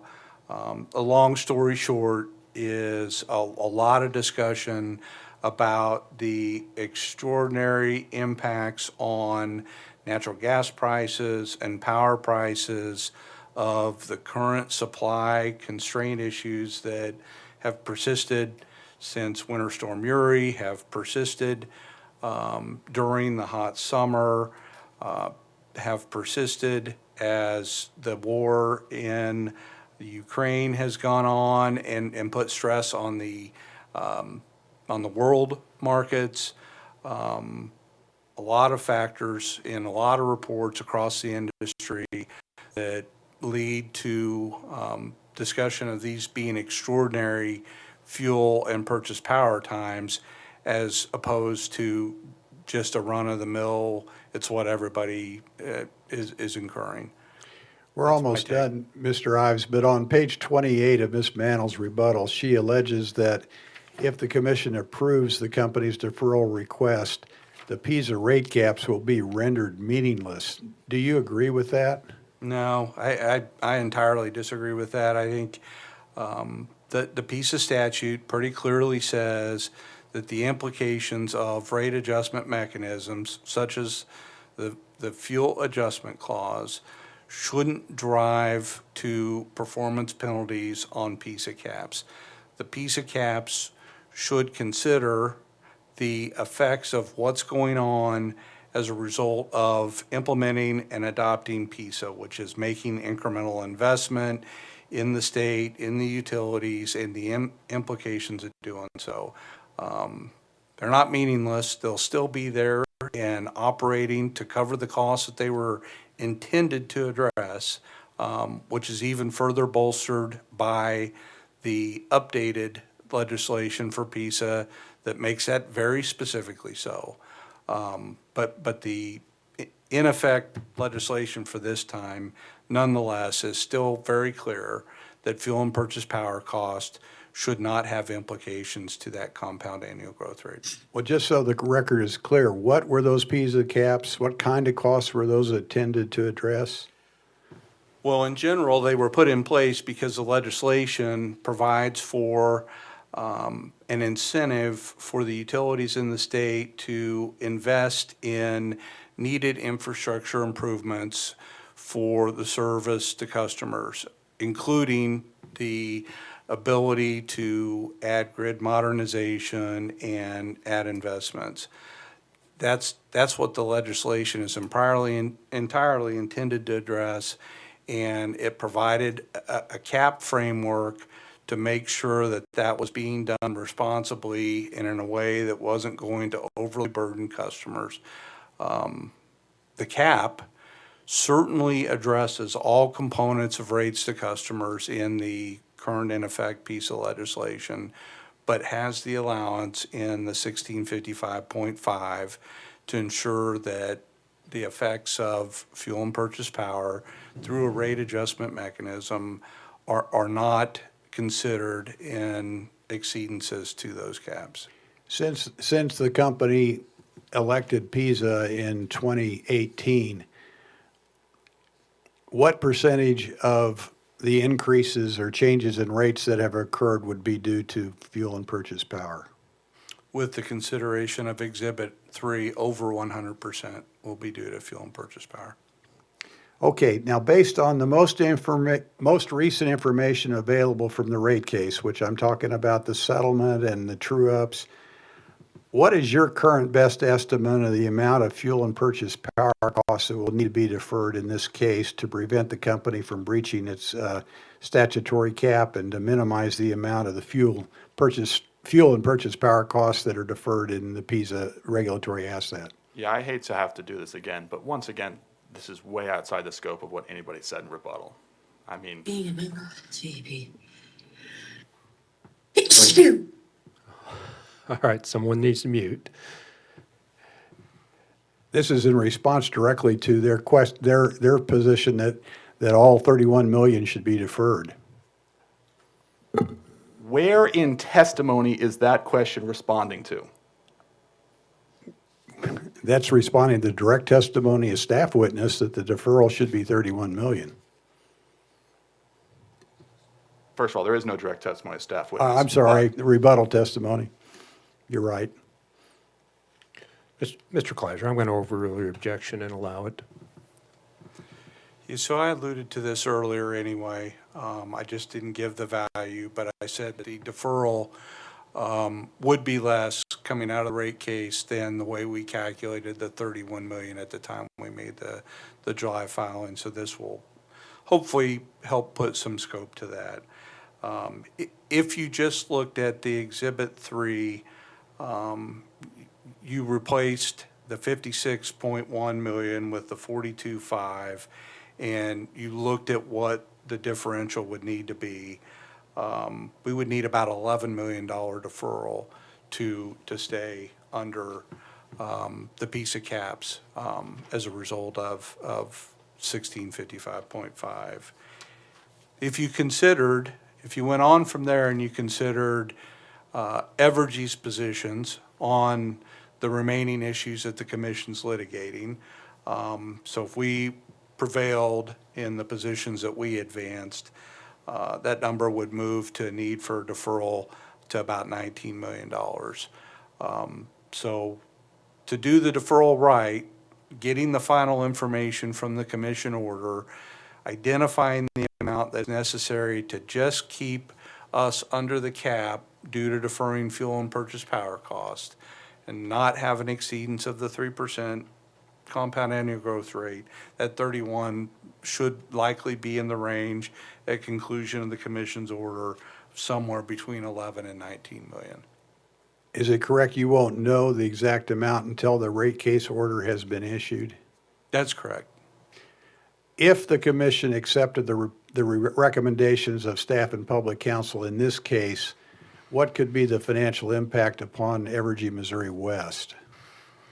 Yeah, so I talked about this a little bit in the rate case testimony as well, but that range I just gave, that 11 to $19 million, if you at least take the Office of Public Counsel's position that when you get to the rate case, that would be a performance penalty.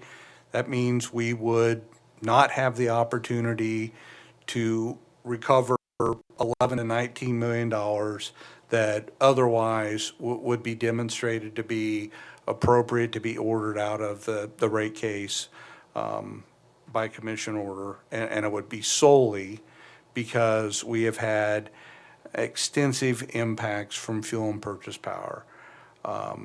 So that's the easy, direct answer if you go all the way to penalty provision.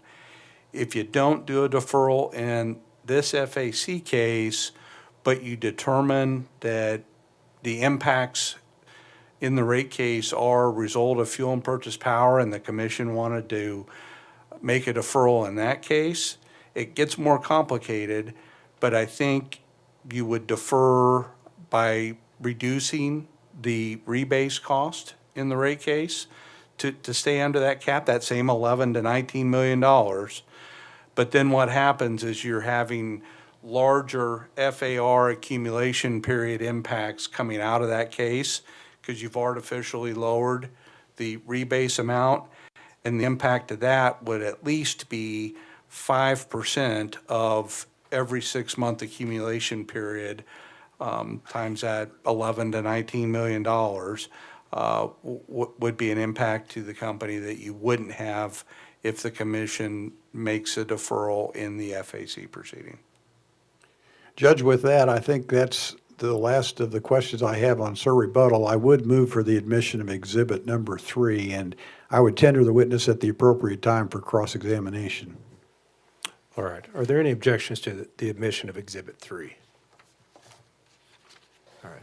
Hearing none. Mr. Fisher, do you have that exhibit in electronic form? I can certainly email it to you in the exhibit web box or whatever it's called, yeah. I'd be happy to do that. The email address is exhibits, plural, @psc.mo.gov. I can send that to you and all the parties. All right, thank you.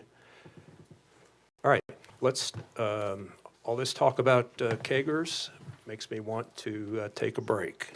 So let's take a break and we'll reconvene at 10:45.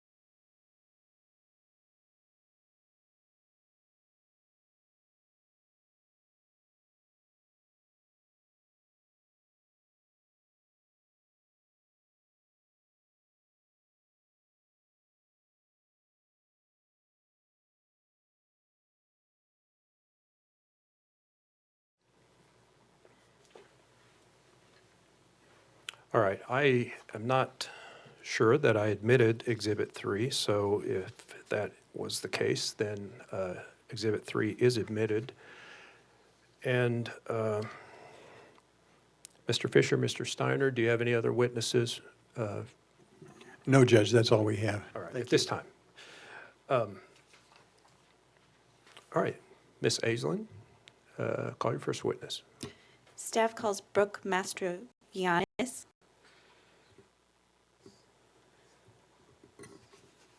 Hey, Judge, this is Commissioner Roop. I just wanted you to log my presence in on the hearing. All right. You are on the recording. All right, would you raise your right hand, please? Do you swear or affirm that the testimony you give in this hearing shall be the truth, the whole truth, and nothing but the truth? I do. All right, thank you. Please state and spell your name for the record. It's Brooke Mastrogiannis. That's Brooke with an E. Mastrogiannis. How are you employed and in what capacity? I am employed with the Missouri Public Service Commission, and I am a utility regulatory audit supervisor. Did you prepare rebuttal testimony for this case marked as Exhibit 100? Yes, I did. Do you have any changes or corrections to that testimony? I do not. If I asked you the questions contained in that testimony today, would your answers be the same? Yes. And are those responses true and correct to the best of your knowledge and belief? Yes. Staff moves for the admission of Exhibit 100. Are there any objections? All right, hearing none, Exhibit 100 is admitted. And Ms. Mastrogiannis does not have any sir rebuttal. All right, then you are excused. Okay. Do you have any further witnesses at this time? Okay. Mr. Kleiser, call your first witness. The OPC would call its only witness, Ms. Lena M. Mansell.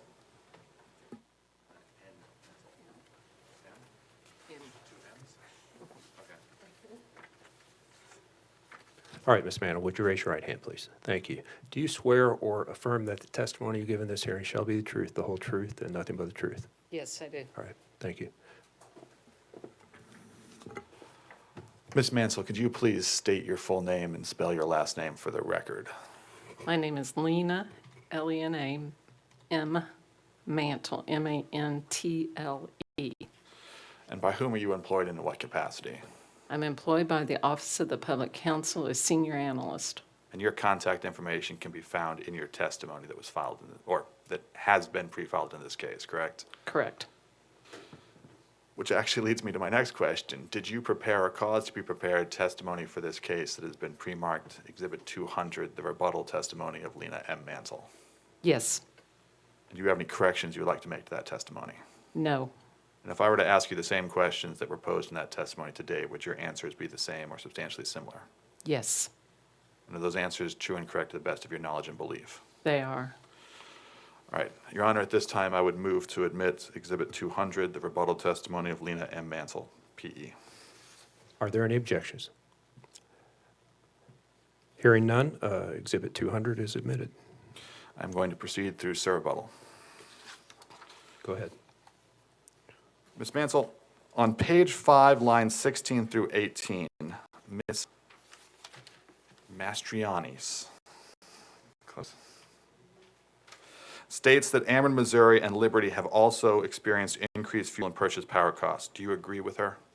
Yes, and so has Evergy Metro, Evergy West sister utility. All utilities have seen higher fuel prices, which in turn have driven up energy market prices.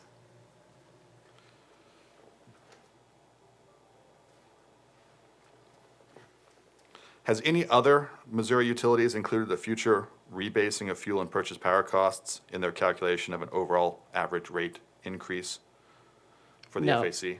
No. Ms. Mastrogiannis on page 6 of her rebuttal, lines 6 through 16, reminds the commission that if the commission deferred $31 million as Evergy West is requesting, it could be up to 4 years before this deferral is included in rates. What would the regulatory asset amount for this $31 million be if it is 4 years until new rates are effective? If given PISA deferral treatment, the $31 million would accumulate interest at 8.25%. And in the next rate case, that amount would, if it was at 4 years, the amount would be $42.6 million that would be included in the next case. It's the amount that would be recovered, and it would also generate a profit for shareholders. And how would it be recovered in the next case? My understanding of the PISA statute is that it's deferred, or it's recovered over 20 years at the weighted average cost of capital, which is what capital costs typically earn. This is an expense, but it too would earn 8.25%. That's my understanding of how that would be treated in the next case. And what would the total amount paid by customers for this deferral if it is recovered over 20 years with a weighted average cost of capital of 8.25%? B. By the end of the 20 years, which could be as late as 2046, so people in 2046 would still be paying for this $31 million. The full price that would be recovered for this $31 million would be between $79 million and $85 million. Did you prepare a exhibit to demonstrate the math for that calculation?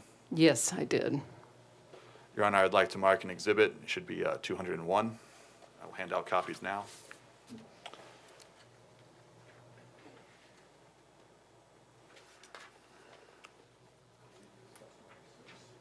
And I'll ask, well, I'll wait till you get back to your table.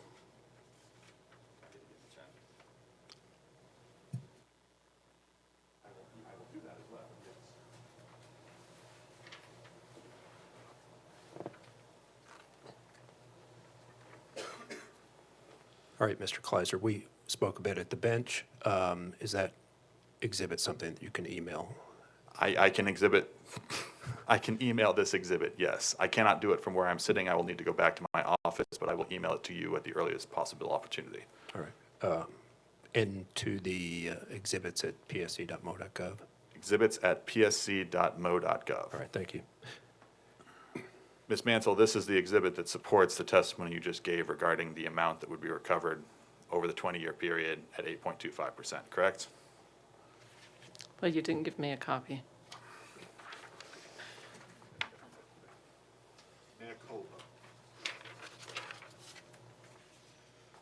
Yes, it is. I labeled it LMM-S-1.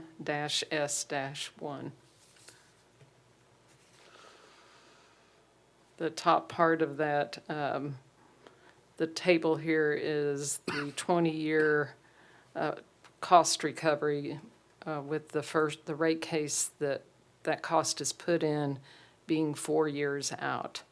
I calculated it as if there would be annual rate cases, and that amount can be seen in one of the dark squares as $79.4 million.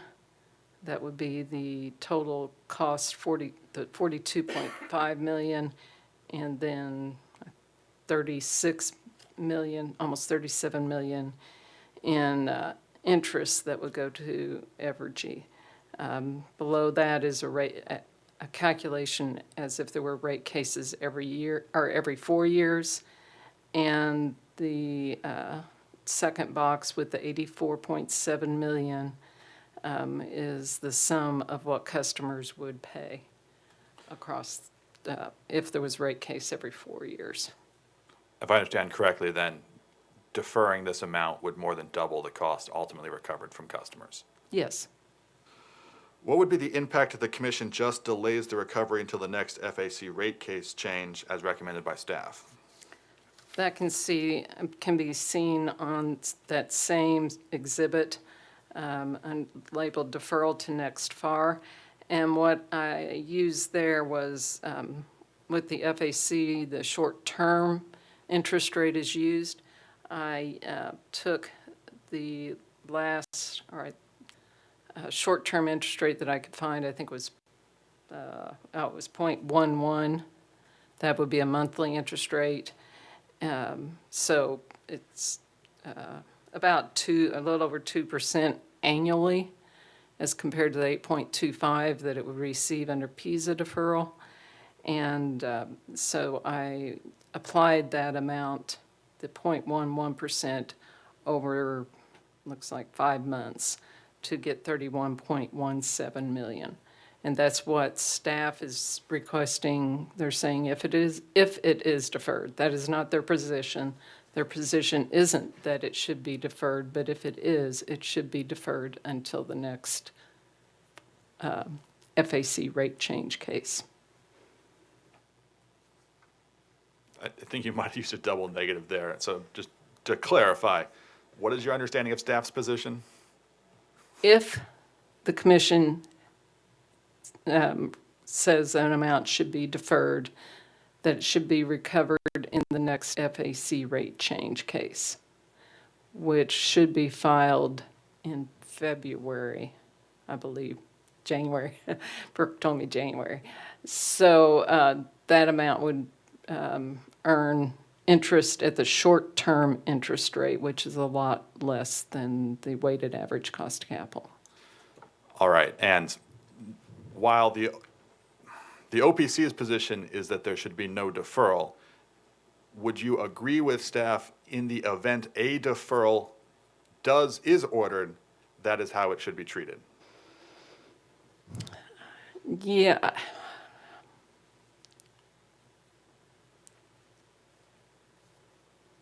Of the alternatives, yes.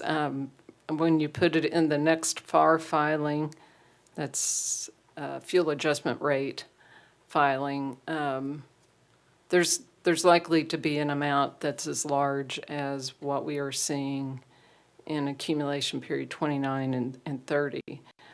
So it's very likely that with the next FAC rate change case, there will be a deferral. And that would be greater if this 31 million was included. All right, I believe that concludes our surrebuttal, although I would offer Exhibit 201, which was the schedule developed to support surrebuttal.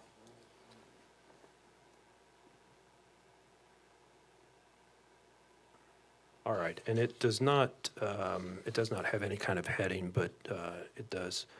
Is it fair to say that it's showing PISA deferral treatment and deferral, and then also deferral to the next FAR? Yes, that is what's on that. Okay. All right. Are there any objections to the admission of that document? All right. Hearing none, Exhibit 201 is admitted. All right, as that has concluded surrebuttal, I would, at this point, I guess, tender, but I suppose that's waiting. Yes. Thank you, Ms. Mantle.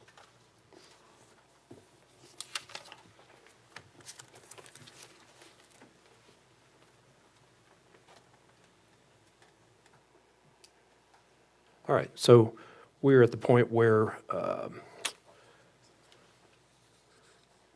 the commission would like to make those witnesses that have testified earlier available for cross-examination.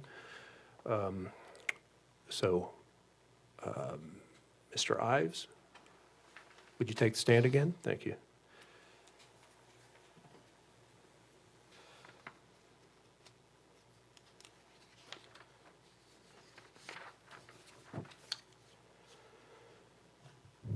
And you are still under oath.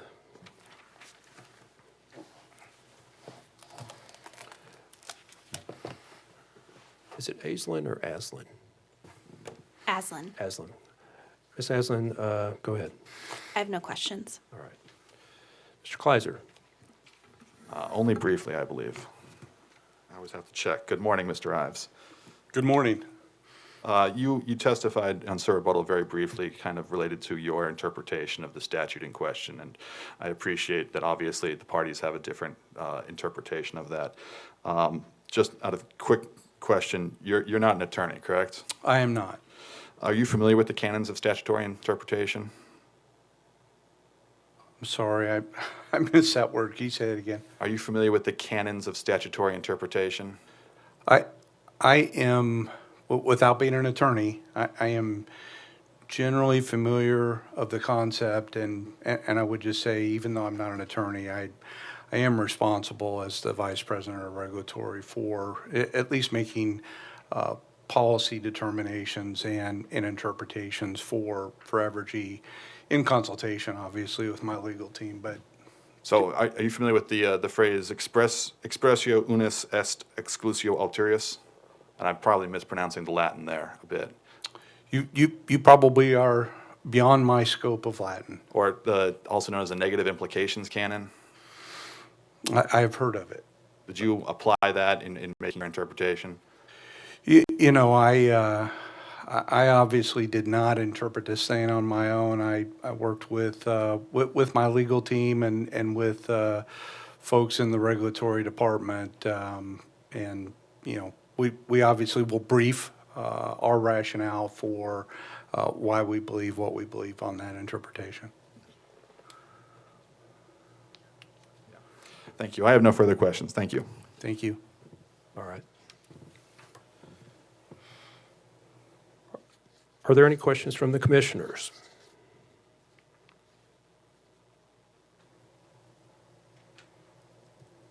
All right, hearing none, I have a few questions myself. Mr. Ives, you're familiar with the term force majeure, I am. and it is in the statute, correct? It is. Has the commission approved a force majeure event for the period of December 2021 through May 2022? In other words, that accumulation period 30 in the general rate proceeding? No, I'm not aware of the commission approving a force majeure event. So that, did force majeure come up at all in that general rate proceeding? I would say there was very little discussion of this topic beyond my testimony in that case. Okay. And I'll direct your attention to exhibit number 3, the table that you Yep, thank you. testified to earlier. So the percentage increases in that far right column, are those actual compound, are they CAGRs, are they compound annual growth rates, or is it some traditional calculation of a percentage increase? Yeah, so that's a great question. Let's start with the one that's in the box at the bottom, the 1255. That is what I would call the traditional compound annual growth rate calculation, moving from our December 6th, 2018 case to December 6th of 2022. So 4 years of growth of that 3%, as called for by the PISA statute. So that's the limitation, if you will. When you go to the percentages that are across from the other 3 numbers, those are calculated off of a denominator of total revenue that was in effect at the time we adopted PISA. So the total revenue component of the 2018 base level. So there'll be some slight nuance for differences in usage when a final cap calculation is done, when we have final numbers from the conclusion of the general rate case. But by and large, this is a pretty close approximation by using that 2018 total revenue number. Okay. Is it possible, would it be possible to provide as an exhibit for the commission this table with showing the formulas for these different amounts and percentages? Yes, yeah, we can show that detail and make sure it's clear. Okay. All right, I don't have any further questions. Ms. Aslan, do you have any follow-up questions? No, thank you. Mr. Kleiser?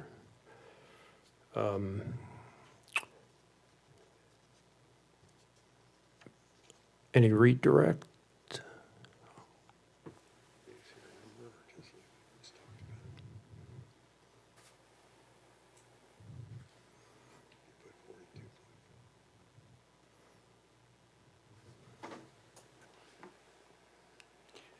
Judge, I have no questions. Thank you. All right, that's Mr. Fisher for the sake of the record. And just to make sure I cover all the bases, any questions from the commissioners? All right, hearing none. Mr. Ives, thank you. Thank you. Judge, this is Mr. Steiner. The late filed exhibit you discussed, do you have a date you want that? I'm just, I think we understand what you're wanting. We just want to know. How about, well, you tell me, how long do you think you need? Are Are you looking at a clock or a calendar? I'm looking at my people that might be creating it. Let me just confer with them just for a second. Sure.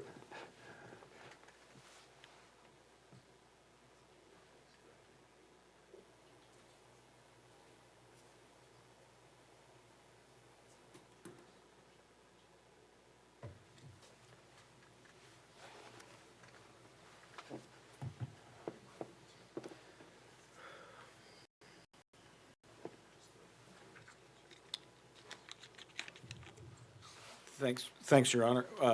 Could you just Wednesday of next week, would that be okay? I think that'd be perfectly fine. And Should I call that Exhibit 4? yes, please. And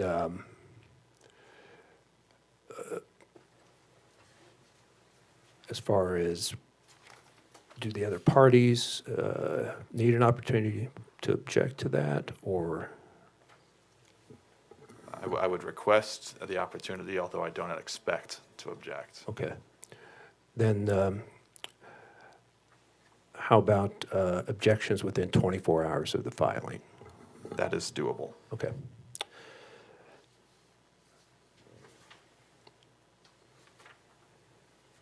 All right. And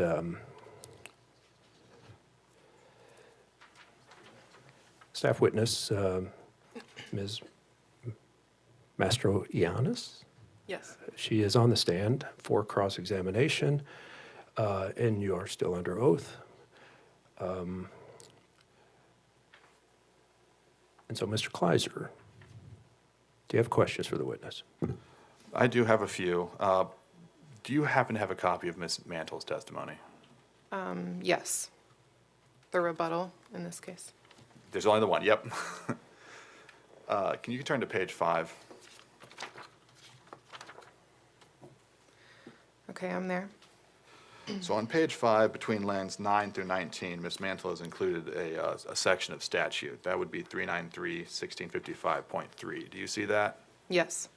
Now, earlier today, when Mr. Ives took the stand, he expressed that it was explicitly stated in the statute that fuel and purchase power costs were not to be considered in determining whether or not there was a performance penalty. Do you recall that?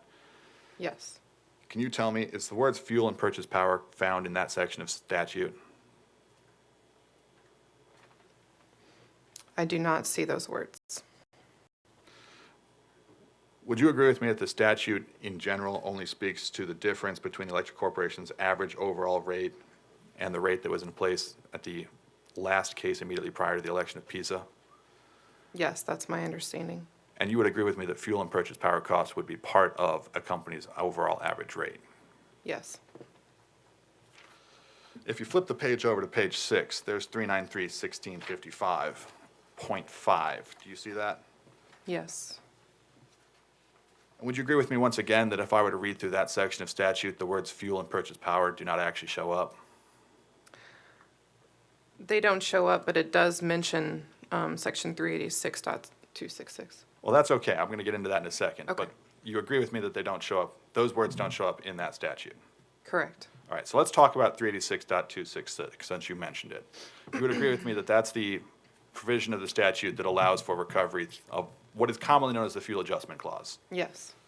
I can't remember exactly what it's called in the statute. Now, the fuel adjustment clause, you would agree with me, allows a company to recover the difference between actual fuel and purchase power costs incurred and what is included in base rates, correct? Correct. You would agree with me, therefore, that there is an amount included in base rates that is not included or recovered through the fuel adjustment clause, correct? For fuel and purchase power. Let me rephrase that to make sure it's clear. I apologize. You would agree with me that there is an amount of cost for fuel and purchase power that is included in base rates that would not be recovered directly through the fuel adjustment clause itself, correct? It's just the difference between the two. And you would agree with me that if the legislator wanted to ensure that all future fuel and purchase power costs were considered in the determination of this provision of statute, they could have identified all fuel and purchase power costs, correct? Correct. I am sorry. Whoops. Now, earlier today, Mr. Ives testified about the idea of persistence and how that factors into determining whether or not something is extraordinary. Do you recall that general conversation? Yes, I recall. Would you agree with me that at a certain point, if something persists long enough, it's no longer extraordinary?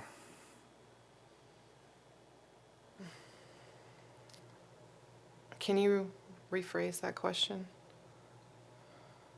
Probably. Give me 1 second. Okay. Let me think it through.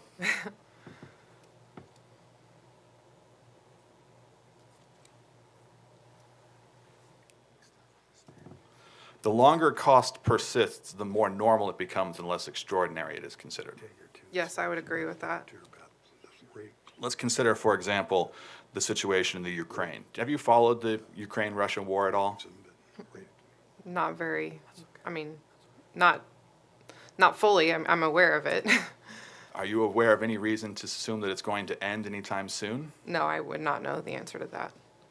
If it were to continue for, let's say, several years, would you believe that the cost impact of that war was extraordinary for several years? No.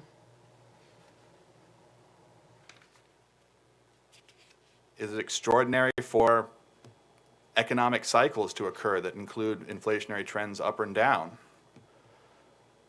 Can you ask that again? Is it extraordinary to expect that world economies would shift and that inflationary pressures could go either up or down? No.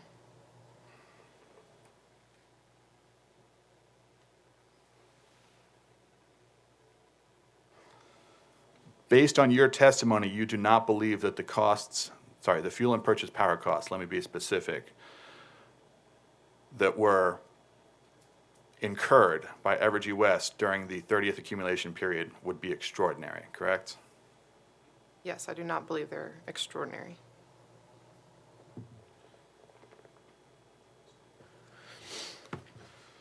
I believe that is all of my cross. Thank you. All right. Mr. Steiner, Mr. Fisher, do you have any questions?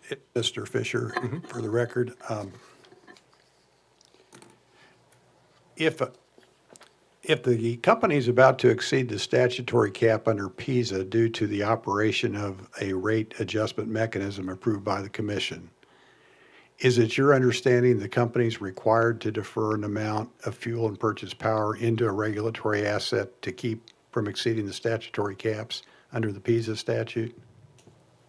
It is my understanding that if you look at section 393.1655 subsection 5, if they hit the cap in the rate adjustment mechanism like the FAC, then yes, they would defer those costs into a regulatory asset.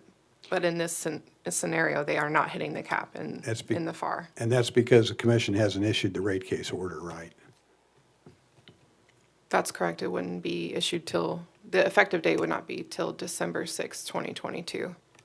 Would you agree that the company and other parties to the pending rate case will not know the exact amount of the rate increase from the rate case until the commission decides the contested issues?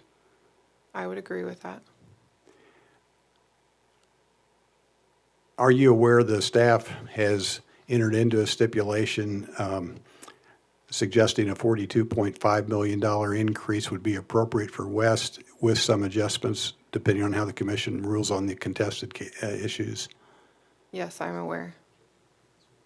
The final rate increase may be somewhat more or somewhat less than that's been stipulated between company staff and public counsel in that rate case, right? Yes, it could be more or less. If the commission issues an order in the rate case resolving the contested issues, do you agree that the parties would be able to calculate the amount of the deferral of fuel and purchase power costs that would be necessary to keep the company from exceeding the cap in the PISA statute at that point? If this case were to be determined first, then yes, there would be a way to calculate it. No, I think it wouldn't be backwards. If the rate case is determined first, Yes, sorry, that's what I meant. If the rate case would be determined first, then yes, they would. then you would be able to calculate the amount of deferral that would be necessary to keep the company from exceeding the PISA statutory cap, right? And let me make it clear, I probably would not be calculating that, but yes, someone within staff would have to. Sure, okay. And staff would not have a problem at that point in recommending a deferral if it was about to exceed the PISA cap, right? Well, our problem is that this case should be determined first because the effective date of rate should have been September 1st of 2022. I'm not asking you that question. I'm asking you if the commission issues the rate case order and this case has not been decided, at that point, it would be under the FAC rate mechanism, correct? And you would not have a problem with a deferral, is that right? If that were the scenario, then staff's position is that the amount would be deferred to the next fuel adjustment rate filing. Now, on that point, do you agree that the PISA statute, which is 393-1400, does address how a regulatory asset or how a deferral is treated into a regulatory asset? I'm generally aware of it. Okay, and that does address that topic, correct? Can you state that question again? Yeah, sure, it was unclear. I'm asking, you're aware that there is a statute, 393.1400, that addresses how a regulatory or how a deferral would be treated into a regulatory asset, correct? I believe so, yes. Okay, that's all the questions I have. Thank you very much. Do the commissioners have any questions? All right, hearing none, I have a couple of questions. Let's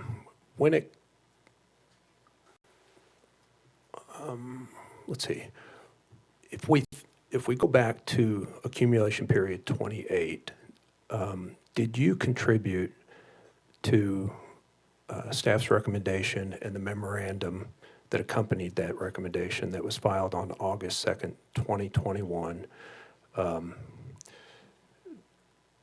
The Evergy, Missouri West FAC filing for that accumulation period, which would be the PSC file number ER-2023-0011.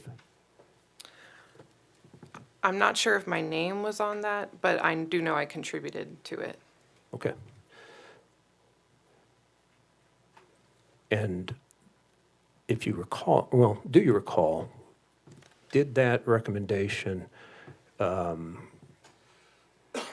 recommend using a 3-year February average baseline in place of actual February 2021 fuel and purchase power costs because of Winter Storm Uri? Yes. Okay. Would staff be willing to provide that recommendation as an exhibit in this case? Yes, we can do that. Okay. And let's see.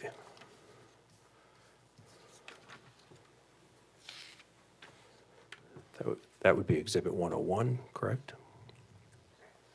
Correct. All right, thank you. And for the record, that's Ms. Aslan. Also, Ms. Aslan,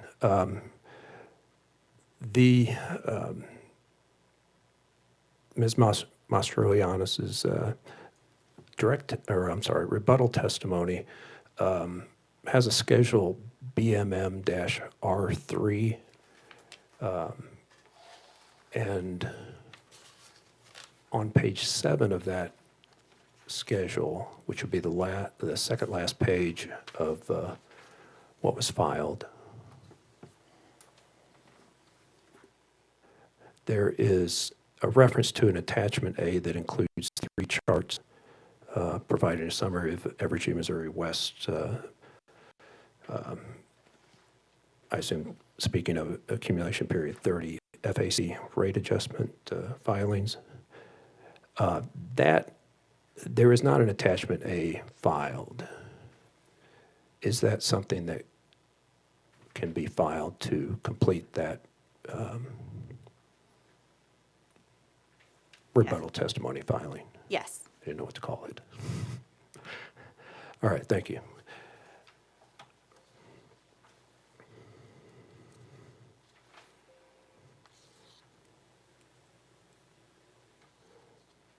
All right, Mr. Kleiser, do you have any follow-up questions on my questions? No, I don't. Okay. Mr. Fisher? No, thank you, Judge. All right. Any redirect?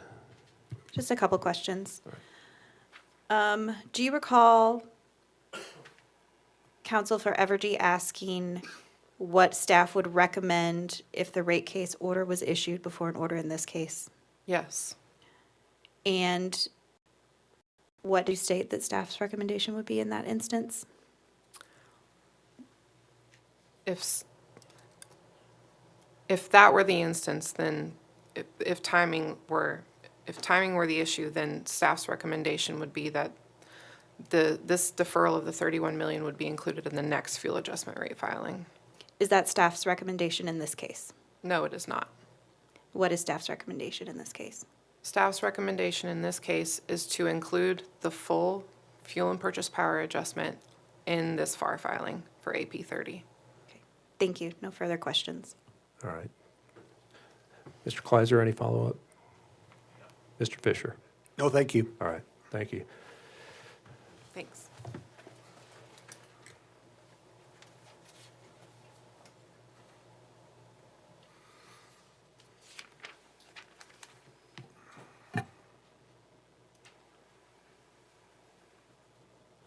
All right, Mr. Kleiser, is Ms. Mantle available for cross-examination? All right.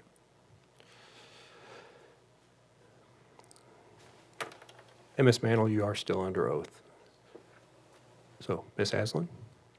No questions. All right. Mr. Fisher? No, thank you, Judge. All right. Do the commissioners have any questions? All right. Hearing none, I have some questions. When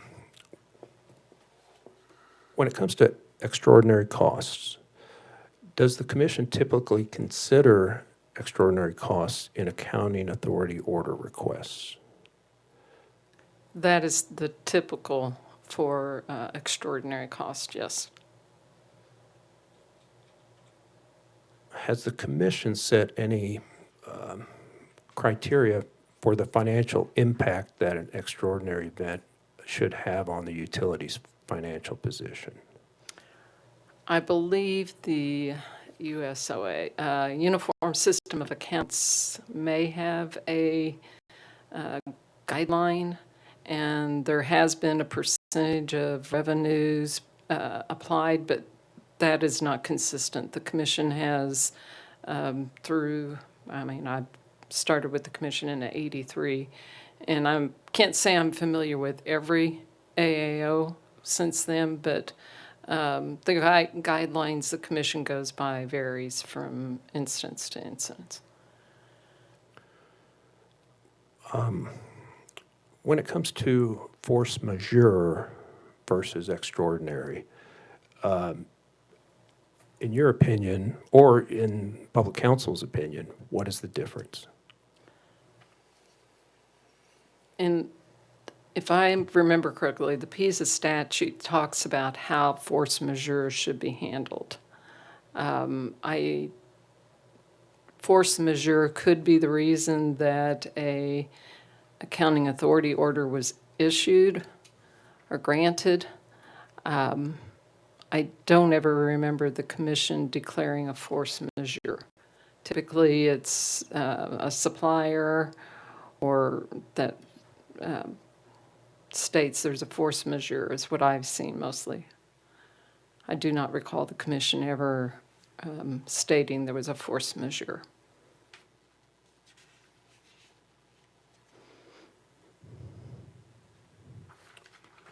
All right. Excuse me. Could I direct your attention to page 24 of your rebuttal testimony?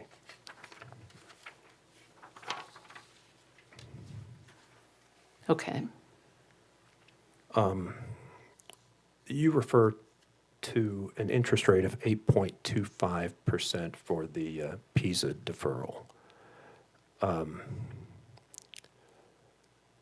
What is the source of that percentage? The source of that is the stipulation and agreement in the current case ER-2023-0011. It was part of the stipulation and agreement. Okay. And then you go on to state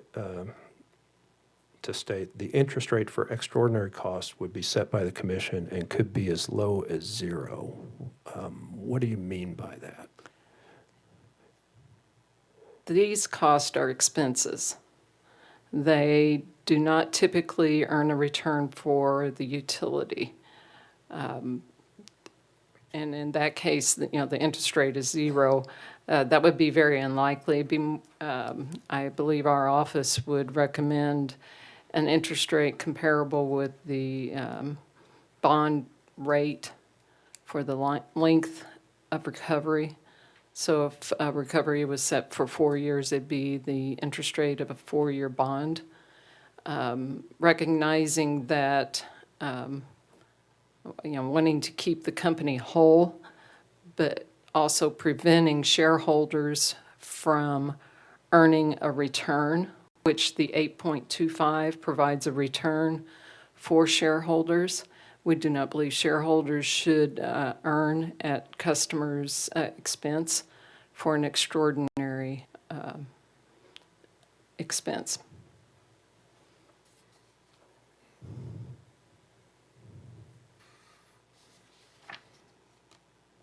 All right. Ms. Haslam, do you have any follow-up questions? No, thank you. Mr. Fisher?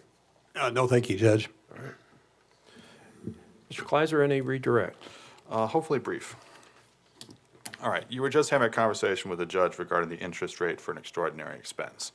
I want to make sure the record is clear here. Your position is that these expenses are not extraordinary, correct? That's correct. They can flow through the FAC without hitting the cap set by PISA, and they are expenses that are less than the previous accumulation period. There's been nothing shown that shows me that these were extraordinary costs. All right, so let's assume, though, for the sake of argument, the commission does allow a deferral basis that they're extraordinary, not because of the PISA statute, but because on the basis they're extraordinary. Are you following me so far? Such as with an AAO request, a request to put it in a regulatory liability account? Effectively. But that the commission allowed for staff's proposal that they were recovered in the next FAR. Judge, I think I'm going to interpose an objection. I think that's going beyond the scope of any question from the judge. I will get straight to the point. My question has to do with... Overrule. Oh, sorry. Yeah, go ahead. Well, you had mentioned a 4-year bond interest rate. My entire point was, if it was going to recover to the next FAR, how quickly would the recovery be?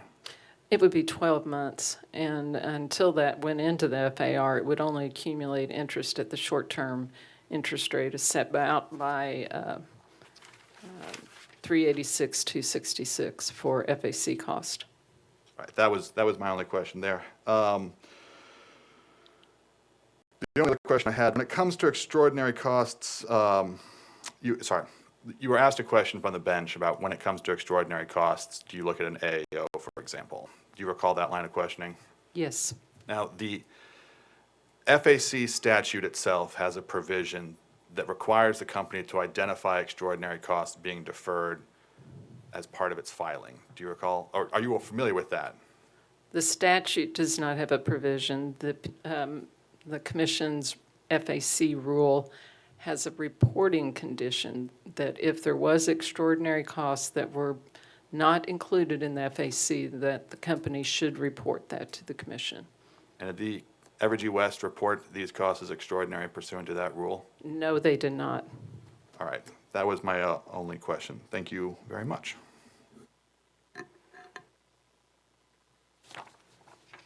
All right. Ms. Haslund, any follow-up questions? Ms. Fisher? No, thank you, Judge. Thank you. All right, I believe you're excused. Judge, this is Mr. Steiner. I think you have a late file exhibit from staff coming. Could we have the same 24 hours to provide an objection if we so deem? Yes, I was actually, that was going to be my next question. Thank you. And I'll ask you, Ms. Haslund, when do you anticipate getting that filed? Tuesday at the latest. All right. So there are those two exhibits that are pending, but just to kind of go through, for Evergy Missouri West, Exhibits 1 and 2 are admitted. Those are the direct testimony of Darren Ives and Lisa Starkebaum, respectively. Staff Exhibit 100, the rebuttal testimony of Ms. Mastroiannis has been admitted, and Public Counsel's Exhibit 200, the rebuttal testimony of Ms. Mantle has been admitted, as well as Exhibit 201, which is the table that includes many numbers. Judge, this is Jim Fisher. I think Exhibit 3 I have now provided that electronically, as you suggested. I believe that was also admitted. That is correct. I apologize. It is actually Exhibit 4 that has not yet been offered and admitted. And that is the table, which is Exhibit 3, but showing the formulas that support those numbers in the table. Your Honor, I have one question for you. Regarding the Exhibit 201, which I'll provide electronically as soon as I get back upstairs, its current format is Excel, which is the native format which it was developed in. I believe, my understanding is that Excel files can be uploaded to EFIS. My intent was to provide a copy to all parties in its native Excel format, unless you believe it needs to be sent out as a PDF or otherwise. Just submit it as an Excel, and if I hear from the data center that that's not acceptable, I'll have you convert it, or perhaps they can convert it. So. All right. Are there any other matters that need to be addressed before we adjourn? Just one. I have one, I think. I apologize if it was addressed and I missed it, but the matter of transcripts, have we set a date for transcripts? Right, transcripts, I'll say the goal is to have them filed a week from today, so on October 7th. And then initial briefs would be due by the following Friday, October 14th, and then reply briefs by October 21st, and proposed findings of fact and conclusions of law also by October 21st. So, anything further? All right. Then this evidentiary hearing is adjourned, and we're going off the record.